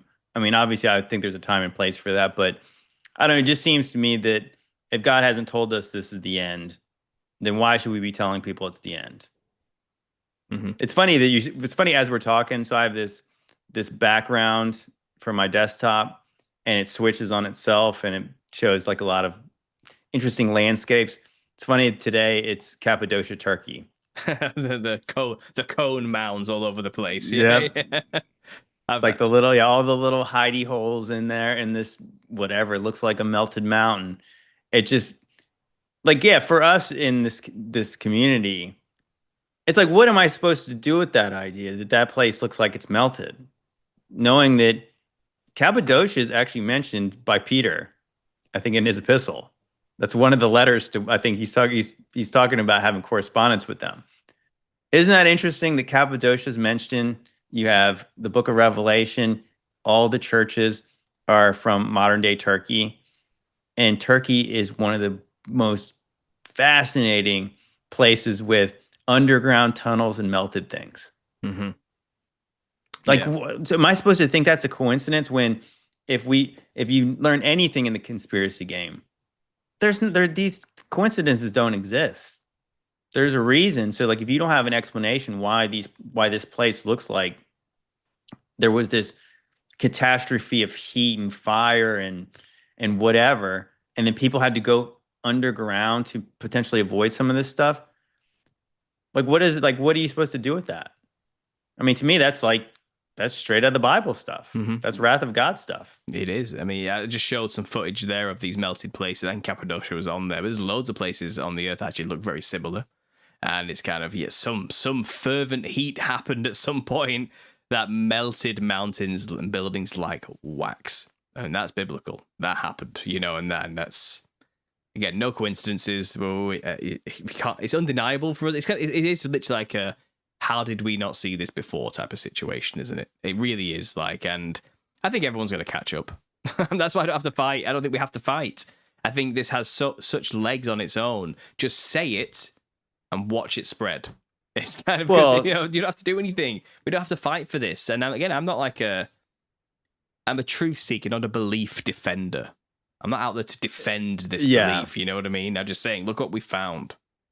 What do you think? Yeah, maybe there'll be a day. Maybe there'll be a day where I shift gears, and maybe I will be willing to debate some of these ideas. I mean, we've often said we're still kind of scratching the surface. We've just come along to this. So obviously, I know that the people who would want to debate us, they've been talking about the same things for I don't know how long. Mm-hmm. But for us, we're literally just finding different things, and it's leading us to different places. But no, I don't have to. I mean, I can't argue with you, but I mean, to me, what if all you're going to say is, "Oh, Tartaria, the old world, is a psyop"? Well, that's really not an answer of anything. And that's all I've ever really wanted. Before I became a biblical earther, I was hoping somebody would talk me off the ledge. I was hoping somebody would debunk the flat earthers and give me a reason why the Bible doesn't say this, because it wasn't something I really wanted to believe. And before I came to this conclusion, I was asking people questions about some of these things. Okay, so what is the answer? Why is Cappadocia melted? And don't tell me that it's not, because that's the same way that like how the flat earthers would get irritated. We'd be like, well, how come you can see on a Senilian eclipse? How come I can see the moon and the sun in the sky at the same time if it's the earth casting the shadow? And they would say, oh, it's refraction or something. They would say, don't believe your lying eyes. Mm-hmm. And that's what you're asking me to do right here. Okay, so what's up with the mud flood stuff? There was no mud flood. That's a psyop. It's like, well, then why are there basements in my town where you're not allowed to build basements because the water table is so low? Mm-hmm. Like, why did they do that? Oh, that's you're silly. That's what they just used to do. Move along. They just used to do that incredibly difficult thing, completely unnecessary, like labor that no one else does today at all. They just used to do that thing. I get what you're saying. I like the idea that it was actually volcanic ash settling everywhere that turned into mud as time went, as it compressed. Yeah, I think that actually seems like I kind of like that idea that, what if you said, like we were saying, that if Mount Vesuvius was the first historical account of a volcano ever erupting, which, I mean, gosh, just think about the timing of that. Mm-hmm. If the chronology is even close to accurate, this happened in the same decade Jerusalem was razed to the ground. Mm-hmm. And you have your first volcano eruption ever recorded by history, we're told. Mm-hmm. And what if there was a bunch of them? And what if that does kind of correlate with the idea that was really when 536 was? Mm-hmm. 79, 80, whatever year it was, close to that whatever time. Blocked out the sun for months. Whatever blocked out the sun for months and months and months and months for 18 months. So if you think about it, you could explain it by some kind of a thing that we see as a natural phenomenon. For if all of the volcanoes that we believe are volcanoes now, if they all erupted at one time, and you literally had fire and ash raining down on the earth, and all the sediment that could have, when it all settled, is that why you would have had this layer, this extra layer of thing? And you'd have the burnt, they have that scorched earth. Mm-hmm. What do they call it? The dark earth? Biochar. Yeah. A whole layer of it everywhere. Like just everything's been burnt at some point, and now there's it's just a little bit under the ground as well, so it's been laid since then. Is But that why the bones are so clean? maybe, I don't know. But then you think about the Biochar? sea life that dies, biblically speaking, as well. It's kind of, well, volcanoes are underwater too, and if if a bunch of sediment from beneath the Earth's surface and heat and rock were just spewed out into the oceans in immense forces, turning it bitter, many of the fish would have died if they were freshwater fish originally. You know what I mean? Things would have changed drastically. We don't know what it was like before the Catacombs, and that probably would have killed a lot of sea life. And obviously, since then, people always say, well, why aren't the rivers red? Why do we still have sea and fish in the sea? It says, well, 1,200 years is a long time to recover. It's what my argument would be. Right. You know what I mean? Like, what do you want from us? Like, it happened. It's documented in history. And yeah, there's been a long enough time for it to kind of bounce back a little bit. Mate, who knows how many animals were extinct that we don't know anything about? You know what I mean? Like, well, if you think about like just based on the population numbers, again, which I question, but if these people are of the mind to believe them, we're told that there was about 1 billion people in 1800. So now there's 8 billion. So to me, that should be a big red flag right there. That you can have that exponential growth in population in 200 years. But then why isn't there way more people before that? Mm-hmm. And I think that's interesting. Again, good to go back to the catacombs. The world population numbers, specifically in that region, do not justify that many bodies. They would have never had that. You couldn't have had that many people drop dead because there wasn't that many people alive in that area. So you wouldn't have had a problem of bodies stacking up very quickly because you didn't have that. Like how many years of dead people would you have needed based on the current populations? So the logical conclusion is those population numbers are wrong. There was way more people before whatever event happened that killed all those people. Mm-hmm. And I think that actually should be a big clue. But I kept on thinking when you were talking, I was just kind of thinking about how the story of the flood in Noah's day. So you had rain come through the firmament, right? The firmament was opened up, and the windows of heaven were opened up. Water came down, but you also had water come up. The deep broke open, and these fountains came up. It's almost like that if Peter was talking about how that there was water stored up to destroy the ancient world, but then there was fire. So you had fire coming down from heaven, but you also had fire coming up from the earth, and there's your volcanoes. Yeah. That actually makes like a lot of sense. And that was the promise. I won't do it again by water. The next one will be by fire. And that's exactly the promise kept from Noah. With the rainbow was the promise of that, that would never flood the earth ever again. But that didn't say I wouldn't set the volcanoes off, That's basically what it seems to be, But it matches up. And I think it was Nicolette who biblically based her channel who's a part of our community. She's the one who really brought the volcano thing to me. And there were other channels out, great channels out there, kind of already discussed the idea. But yeah, she brought up the whole Vesuvius thing. My mind was like, what? Like, there's no documented volcanic eruptions before Vesuvius. Insane. Like, how did I not know that? How does nobody know that? Like, that? And you look into it, it's like, well, damn, there really isn't. Like, no, the ancient weren't documenting volcanoes. Like, they weren't there. They weren't a thing, apparently. They were not in the... Yeah. And that's not something you forget. That's not something you don't document, It's kind of incredible. It's truly incredible, actually. Like, and... Yeah, well, I mean, I think that's the thing. It's like you would never have thought that could be the case because you're told that, oh, well, you're seeing these pictures with dinosaurs and volcanoes going off in the background. I mean, like that's just what the world always has done. But yeah, that was something it's probably only been in the past year that I heard that. And I was like, wait, what? But I did kind of think like, just like something that triggers in my brain when I see like, why are we told about Pompeii so much? Like, why is that? It's funny because I just went there's an amusement park like an hour up the road, taking the kids there, and it's like Eurocentric themed there. It's Busch Gardens, Williamsburg, and there's the different countries there, and of course there's Italy, and of course there's a ride called Escape from Pompeii. And so like it's never really I never really thought anything of it, but it's like, yeah, it's kind of an obscure thing to teach us in America all the time. Mm-hmm. about Mount Vesuvius and Pompeii and this corrupt city. They often don't mention how it was like Sodom and Gomorrah, the place that got scorched by this volcano. Mm-hmm. But we're Yeah. told about it. And yeah, like to us not knowing about 70 AD until pretty recently. Like I said, I almost feel embarrassed to not know about it. And then realizing, oh well, so Rome destroyed Jerusalem and then fire destroyed one of their biggest cities like Mm-hmm. shortly after that. Mm-hmm.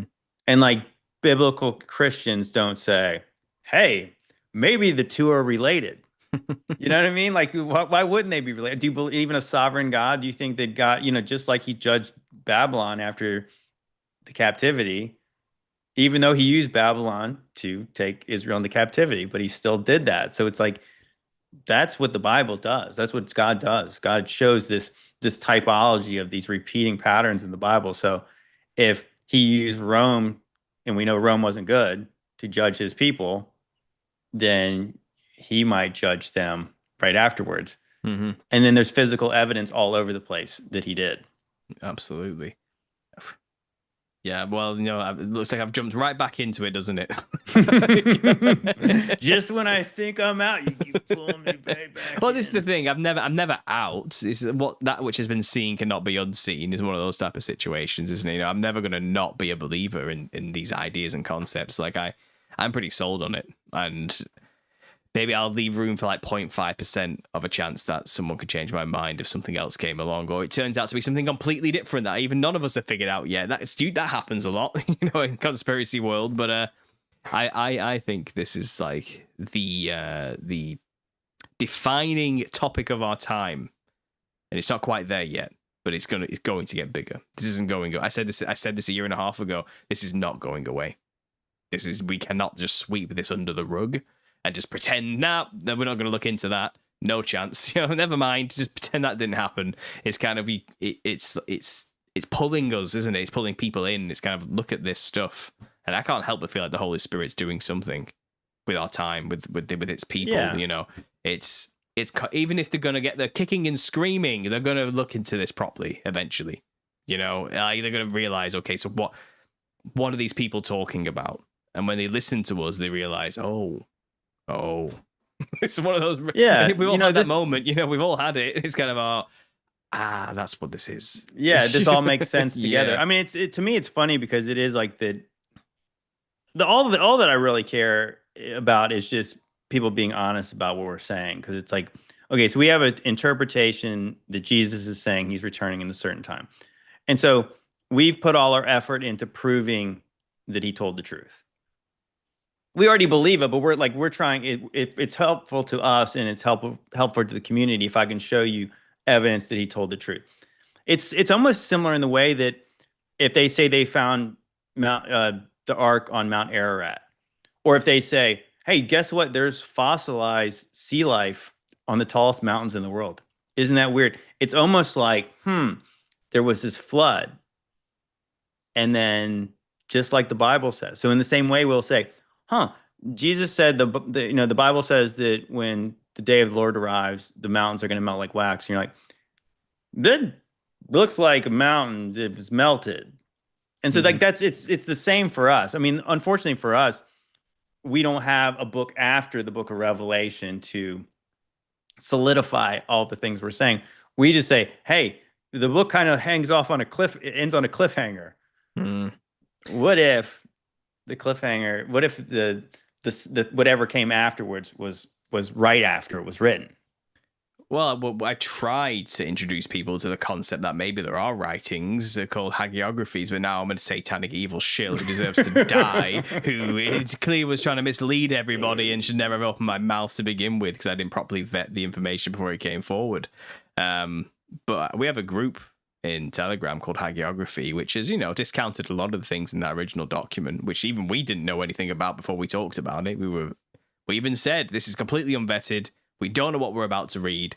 Let's look into it together in the live show, But after that, it's kind of like, well, actually, there were many accounts of amazing miracles happening with people who were deified into saints after Christ. All over the place. And Vitali talks about them, doesn't he? Coming from an Orthodox background. in the chat, and it's kind of people were doing perhaps even, dare I say, far greater things than Christ was doing, as he said they would, doing incredible things, like just refusing to be killed through the worst persecution, you know what I mean? And like, well, what about, repeats what the coming about, back like, from the again, dead. Go ahead, sorry. to go back to what I was saying about those people who came out of the tombs, whatever happened to them? Like, we don't know, like, what happened to them. So the Bible just mentions, so I can show you in the scriptures that we all have that people were resurrected. And then we don't have any more information about them. What if some of those people who came out of the tombs were doing miracles? Could they have done any more miracle than to be dead for hundreds of years and to walk out of a tomb? That's the thing. It's like they're talking about people who were dead for a long time. I mean, the people who came out of the tombs.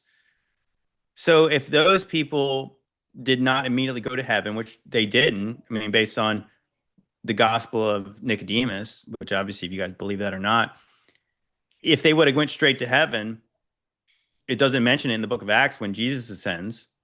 So what did those people do when they were left here on earth? Could those people be some of the saints during that time afterwards that could have been included in a hagiography? I believe so. Likely, I think they had a job to do. I think they were claiming their kingdom. As was promised, it's their time to reign, and then I don't think they would have just said, okay, Jesus, well, I'm going to wait in heaven while you sort that out for us, and we'll come back when it's done. I think they were like, let's do this, let's do the work, and they went out into the world and probably spread the gospel along with everybody else and all the other apostles who weren't yet glorified. I think all of it was going on, and I think it's a testimony to just how Christianity covered the entire earth so quickly. Yeah, now it spread so rapidly and dominated, and why we literally, our own timeline is Anno Domini, and it's before Christ. We document, we just know this happened and everything changed. Everything changed, and we don't deny that, and it's like you were saying earlier, there's many today who want to just ignore that part of things, that Jesus is on everything, that he is everywhere, and is reigns supreme over all things, and I get why it's difficult for people to believe that today, because we are living in quite a horrible time in history where it seems like deception is running rampant and sin is in control, and if there was ever a time where Satan was let loose, it feels like we're living in that time, certainly right now, doesn't it? So I think it's hard for us to see the forest through the trees for many people at the moment. It's kind of... So I get it. I get why they have that worldview. It's kind of like, well, Jesus may be on everything, but why is there so much suffering right now? It's that kind of, I think it's a perspective shift, because it's kind of, the kingdom is within at the end of the day as well. That is the words of Christ himself, It's not made by human hands, exactly, though there will be a physical thing. If your heart's not in it, then you're not in the kingdom. That's what he's really concerned with. He's like, where are you as a person? Do you believe? Are you on my side? Are you subject to me as the king? Christ wants to know if you truly are with him. And it's not about like buying a ticket into the kingdom. You know what I mean? It's not a theme park. It doesn't work like that. It's kind of, you have to, you don't, and it even explains, there'll be sorcerers and dogs without, the city in that time who will not get in. It's kind of because they were never truly in it. And even Christ said, there were people come to me and says, did we not prophesy in your name and cast out demons in your name? It's kind of like, get away from me, you workers of iniquity. I never knew you. You didn't you didn't care about my kingdom. You cared about the power. It's that kind of thing. And it's like, those who shall be first shall be last. It's kind of like the meek will inherit the kingdom. It's kind of, it's all there. It's a state of being issue that Christ is concerned with. He's concerned with, where are you here within? I'm rambling now, but yeah, it's exciting. It's exciting stuff. Yeah, well, anyways, I appreciate you having me on. Yeah, this was fun. Obviously, impromptu. It's been too long. I need to get you back on my show. I said I know that when we do the mixtapes, it's always fun to have your perspective. So hopefully soon, if you're free this week. I get you on there to record. Originally, I planned for this show to be about robots. The thumbnail makes no sense to what we're talking about. Neither does the title, and that's fine because I think what we have here is a great standalone thing. You can make a new thumbnail. I think I will. And maybe if you want to come on this week to do JT's mixtape, we can talk about robots. Yeah, like I said, I made a little video presentation I've worked on today as well. It's like 17 minutes long, and it's just literally a compilation of the latest technology of robotics that we have today, what we actually have. And I just want to go through so what's the real threat here? Is there actually a threat? And kind of get a bit deep about the concepts. But if you want to, I could gladly hop on your channel. We can do that as well because there's some crazy things. Yeah, or you can say you can obviously save it. I mean, obviously the format for my show, it's like we can show a 2-minute video and then we can talk about it for 20 minutes. Yeah, exactly. So yeah, you can save all the good stuff for your show and you can do that this week. So but anyways, I actually gotta run. I appreciate everyone hanging out with us today. You guys are always the best. Appreciate it, Paul. No worries. Do you want it first of all? Do you want to just stand up and shill for that t-shirt? Oh yeah. So I got the new gear. So yeah, if you guys are interested in getting a Jesus Said There Would Be Haters shirt, obviously the Debate Me Bros, if you guys want one of these, you guys would probably look good in it. Or you probably don't want one because maybe this shirt's talking about you. Anyways, but if not, if you guys in the community, obviously we have a variety of colors. Check out jtfollows.jc.com and you can hit the shop button. Yeah. Yeah, get yourself thanks, Paul, for that. No worries. Get a Jesus Said There Would Be Haters t-shirt, honestly. They're quite popular, I believe, and everyone's quite hyped about it. So, well done. Yeah. Well done. But yeah, thanks for coming on, Joe. I really appreciate you doing this. And yeah, we're in touch every day anyway, so we'll figure something out. But yeah, God bless. Always, brother. All right, man. God bless. Now.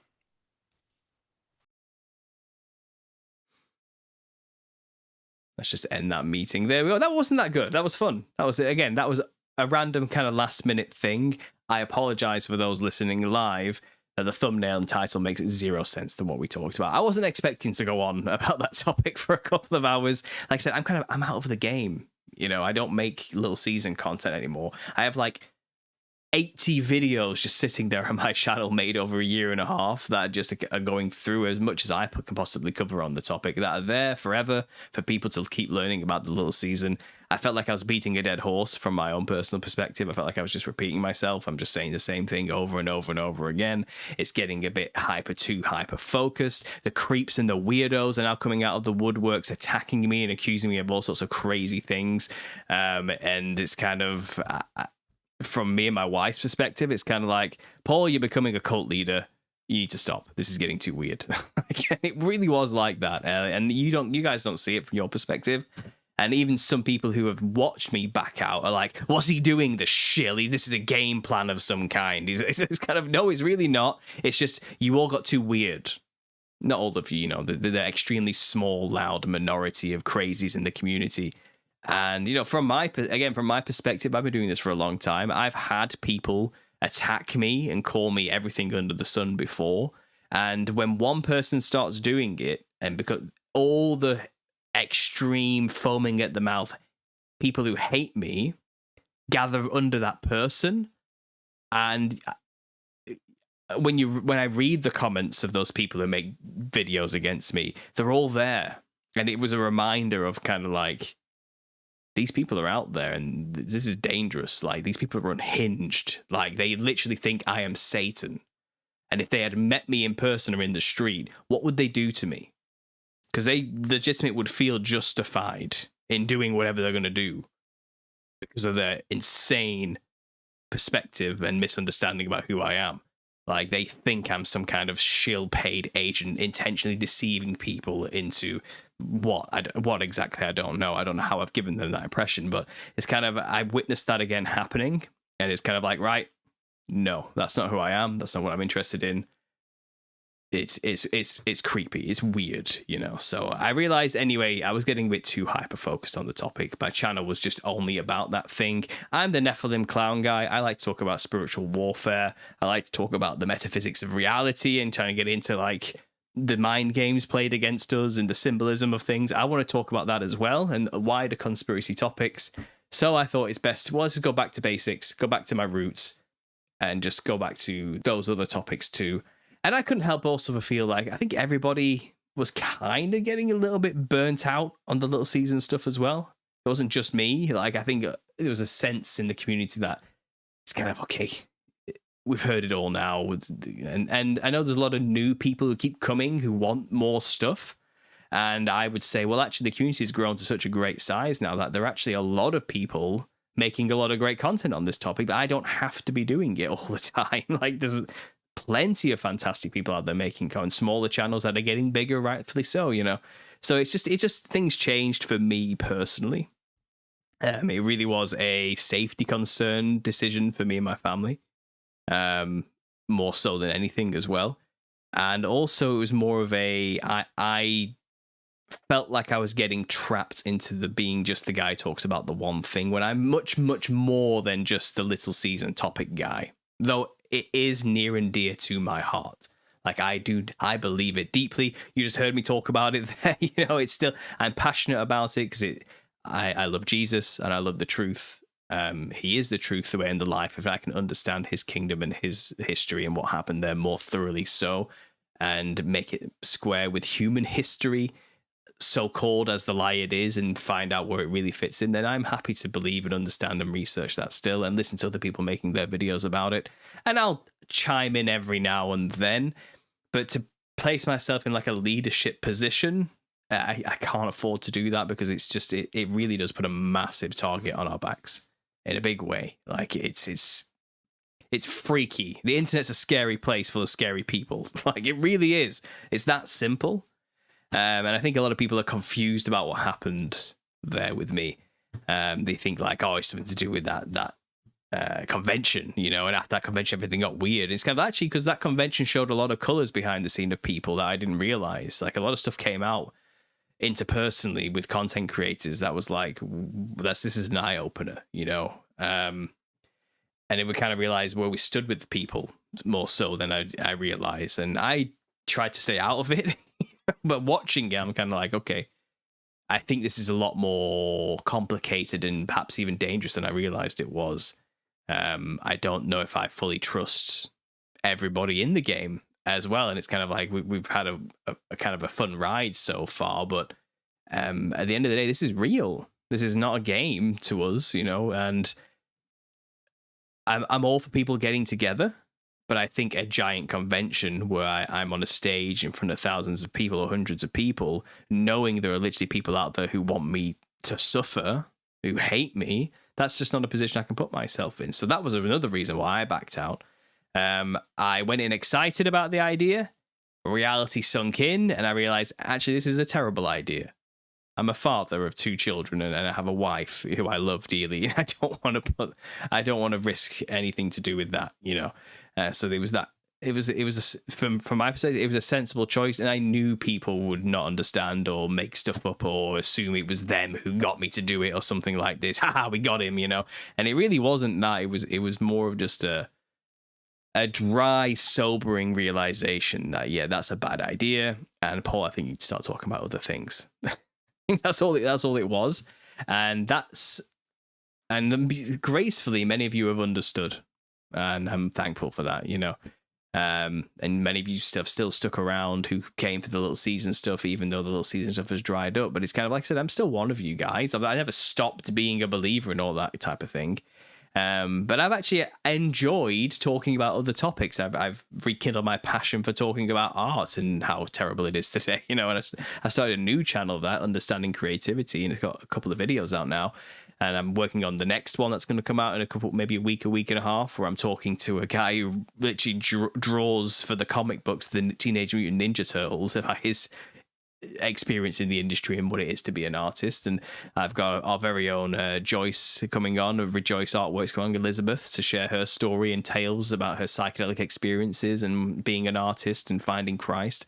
And I think it's becoming a really wholesome, great place to kind of show some love and light and peacefulness that can be obtained in this world through using art in its true form, as opposed to the grotesque forms it's being used against us. And again, it's conspiracy mixed with art, and I love that stuff, so I'm happy to be back into that. I'm feeling like a rekindled passion for music again, you know, and Again, talking about these other topics like the AI and robotics and transhumanism and these pressing issues, which to me I feel are very important and deserve attention. I think it's a good thing. I think it's healthy. And now I have a new context to interpret it all with through the little season lens. So I'm thankful for all of it. I really am, and I'm thankful. And I feel like everything in its time, and there's a time for everything. And I feel like I'm doing exactly what I'm supposed to be doing. I don't feel like I'm letting God down in any way, and I think this is right. For me. But Godspeed to anybody out there who wants to keep fighting this corner. Though, me, guys, I would recommend don't fight people over this. It's not a good look. That's just my opinion. Anyway, you've got me for maybe a few more minutes, guys. So let me know if anyone wants to say anything in the chat. If you got any questions to ask, let me know. How are people liking this social credit system? Who's number one right now in the community? It's Joyful One, rightfully deserved. And we got Susie Marima as a close second. Pepe coming in at third. Good for him. He deserves that. Good for him. He needed this. And we got Valley Knight, we got Jess's Domain, Stacey Solar, Justin Bernal, we got Janet Murphy, we got Celestala, we got Susie G, we got Jesus is Lord 70 AD, the Culticons coming in at a cool 12, we got Phil 1476, we got John Smith, we got Didn't Do Nothing. We got Mind Your Business, Pearl's in there as well. We got Marcus Rodriguez, we got Lindsay, Linda, Jason, Amelia. We got all the faces, and this scoreboard goes all the way down to 50. I'm not going to do all 50. The top 25. Beck from Oz, I see you're at number 30. I'll be talking to you after this. I'm going to close this show in a second. And yeah, me and you, Beck from Oz, we're going to have a discussion ourselves in preparation for a future show, where you're going to share with us some UFO stuff that you've been doing on your own channel. So that's something to look forward to, guys. That's around the corner. We're going to get into aliens and UFO phenomena and strange things happening in the skies, which, again, I find fascinating as well. And I'm sure you all do too. So, yeah, back to the chat here. Let's see what's going on. Trust God, says Saul. Absolutely. Paul, you have great language skills, says Valley Knight. Thank you. I try, but I think most of it's come through just doing this and practicing doing this for many years. Right, practice makes perfect. I think I've just been talking for too long. What's going on here? Good for you, Paul. Proud of your well, thank you. Hi everyone, first time catching this live. Hope everyone is having a great day, says Lauren. Lauren, thanks for being here. Thanks for coming to the live for the first time. I hope you're enjoying it. David Webb, I totally agree. Hi, Paul. I'm here after your show, says Beck from Oz. Excellent. I'll be... We're wrapping this up in a second, guys, all right?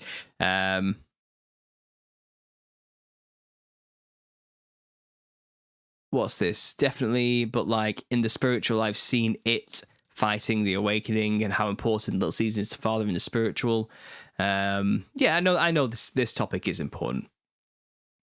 My wife has dropped pretty far. She was number one for a very brief moment. She was king of the hill. I saw she was very excited about that. But she looks like she's been knocked off that pedestal very quickly. Paul, you are so good at this. Well, thanks, Lauren. I don't know at what exactly. I'm just making mouth noises. But I'm glad people seem to enjoy that. I don't know what the numbers do or how we are scored, but whatever. I don't know what. It's arbitrary. It's just to make you feel good, I think. But if you're not in the top 5, you're dead to me. Paul, do you think the ones who fall away could be futurist Christians who lose faith after the fake rapture blue beam? Ooh, that's a heavy question, Paul, to close the show with. I would say I don't know. But I think those who are hinging their entire belief on the blessed hope, as they call it, that they get to be raptured before destruction comes upon us, if those people have to suffer through extreme tribulation like destruction, then I'd say their faith will be extremely shaken and it could result in an extreme falling away, yes. So it's possible. It's possible. But who am I to say? These are my brothers and sisters at the end of the day. I want them I want to know and rest assured, and them to know, rest assured, that they are saved, whether they die physically or not. And not to fear death itself, which I think a lot of the rapture believers are. They want the rapture so desperately because they're scared to die. And I would say that death is literally should be on the bottom of your list of worries now. Like that's because there's nothing to worry. You're covered by the blood of Christ, and you've made it to the kingdom. So, death, where is your sting now? You know, and so that's what I would say to them. I say, no, don't lose hope. There's no have nothing but hope. You know, Christ had to die before he was resurrected. What makes you so special? Walk in his way. It's the way it is. Paul, you'll always be my top 5. Said Grumpy. Okay, well, thank you. The ones that fell away were in the tribulation. They saw people brutally tortured. Yeah, there was a lot of people, you know, who renounced their faith as well and capitulated to the beast. Yeah, absolutely, Wendy. I can agree with that.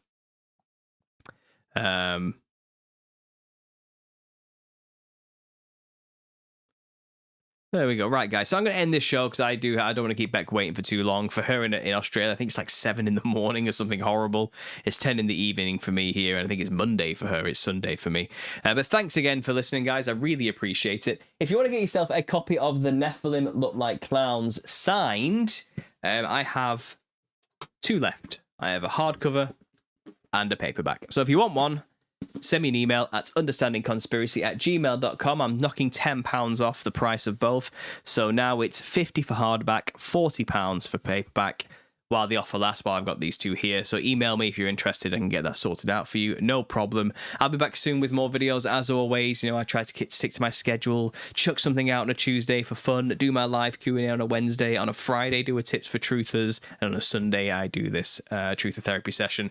But I think I'm going to have to do the truth or therapy session again and maybe just call this something else now. I'll see how it goes. No, this is the truth or therapy session. I'll just rename it something. A little season catch up with JT. We'll call it that. There you go. I've just said it. But what I want to do, I do want to close this song out. I didn't have a chance to really put a halfway show in of music like I normally do, but someone did send me some music to play, which I want to play for you guys just to end this show. This is from, let me just get the email up so I can say it correctly. I don't want to get his name wrong. Music, and it's from Patrick Leonard. Okay, Patrick Leonard. The link actually is in the description to this song. And he sent me a great email about his experience in the art world, but he did release these songs, and this one's called The One, and it's about anticipation, fulfillment, and revelation, waiting patiently for others to awaken to what has already been fulfilled. The lyrics reference looking through the glass darkly, echoing 1 Corinthians 13:12, and ultimately call the listener to turn from distress towards tranquility and spiritual clarity, which is a lot what I just said there about the death situation. So this is quite fitting and serendipitous, to be honest. And he says here, it expresses the longing to see people recognize the light of truth that has already dawned, resonating with the same overarching themes of fulfilled prophecy and spiritual amnesia that your show so powerfully addresses. This song was originally released in 2006 on his album Patrick Leonard, Begin the Beginning.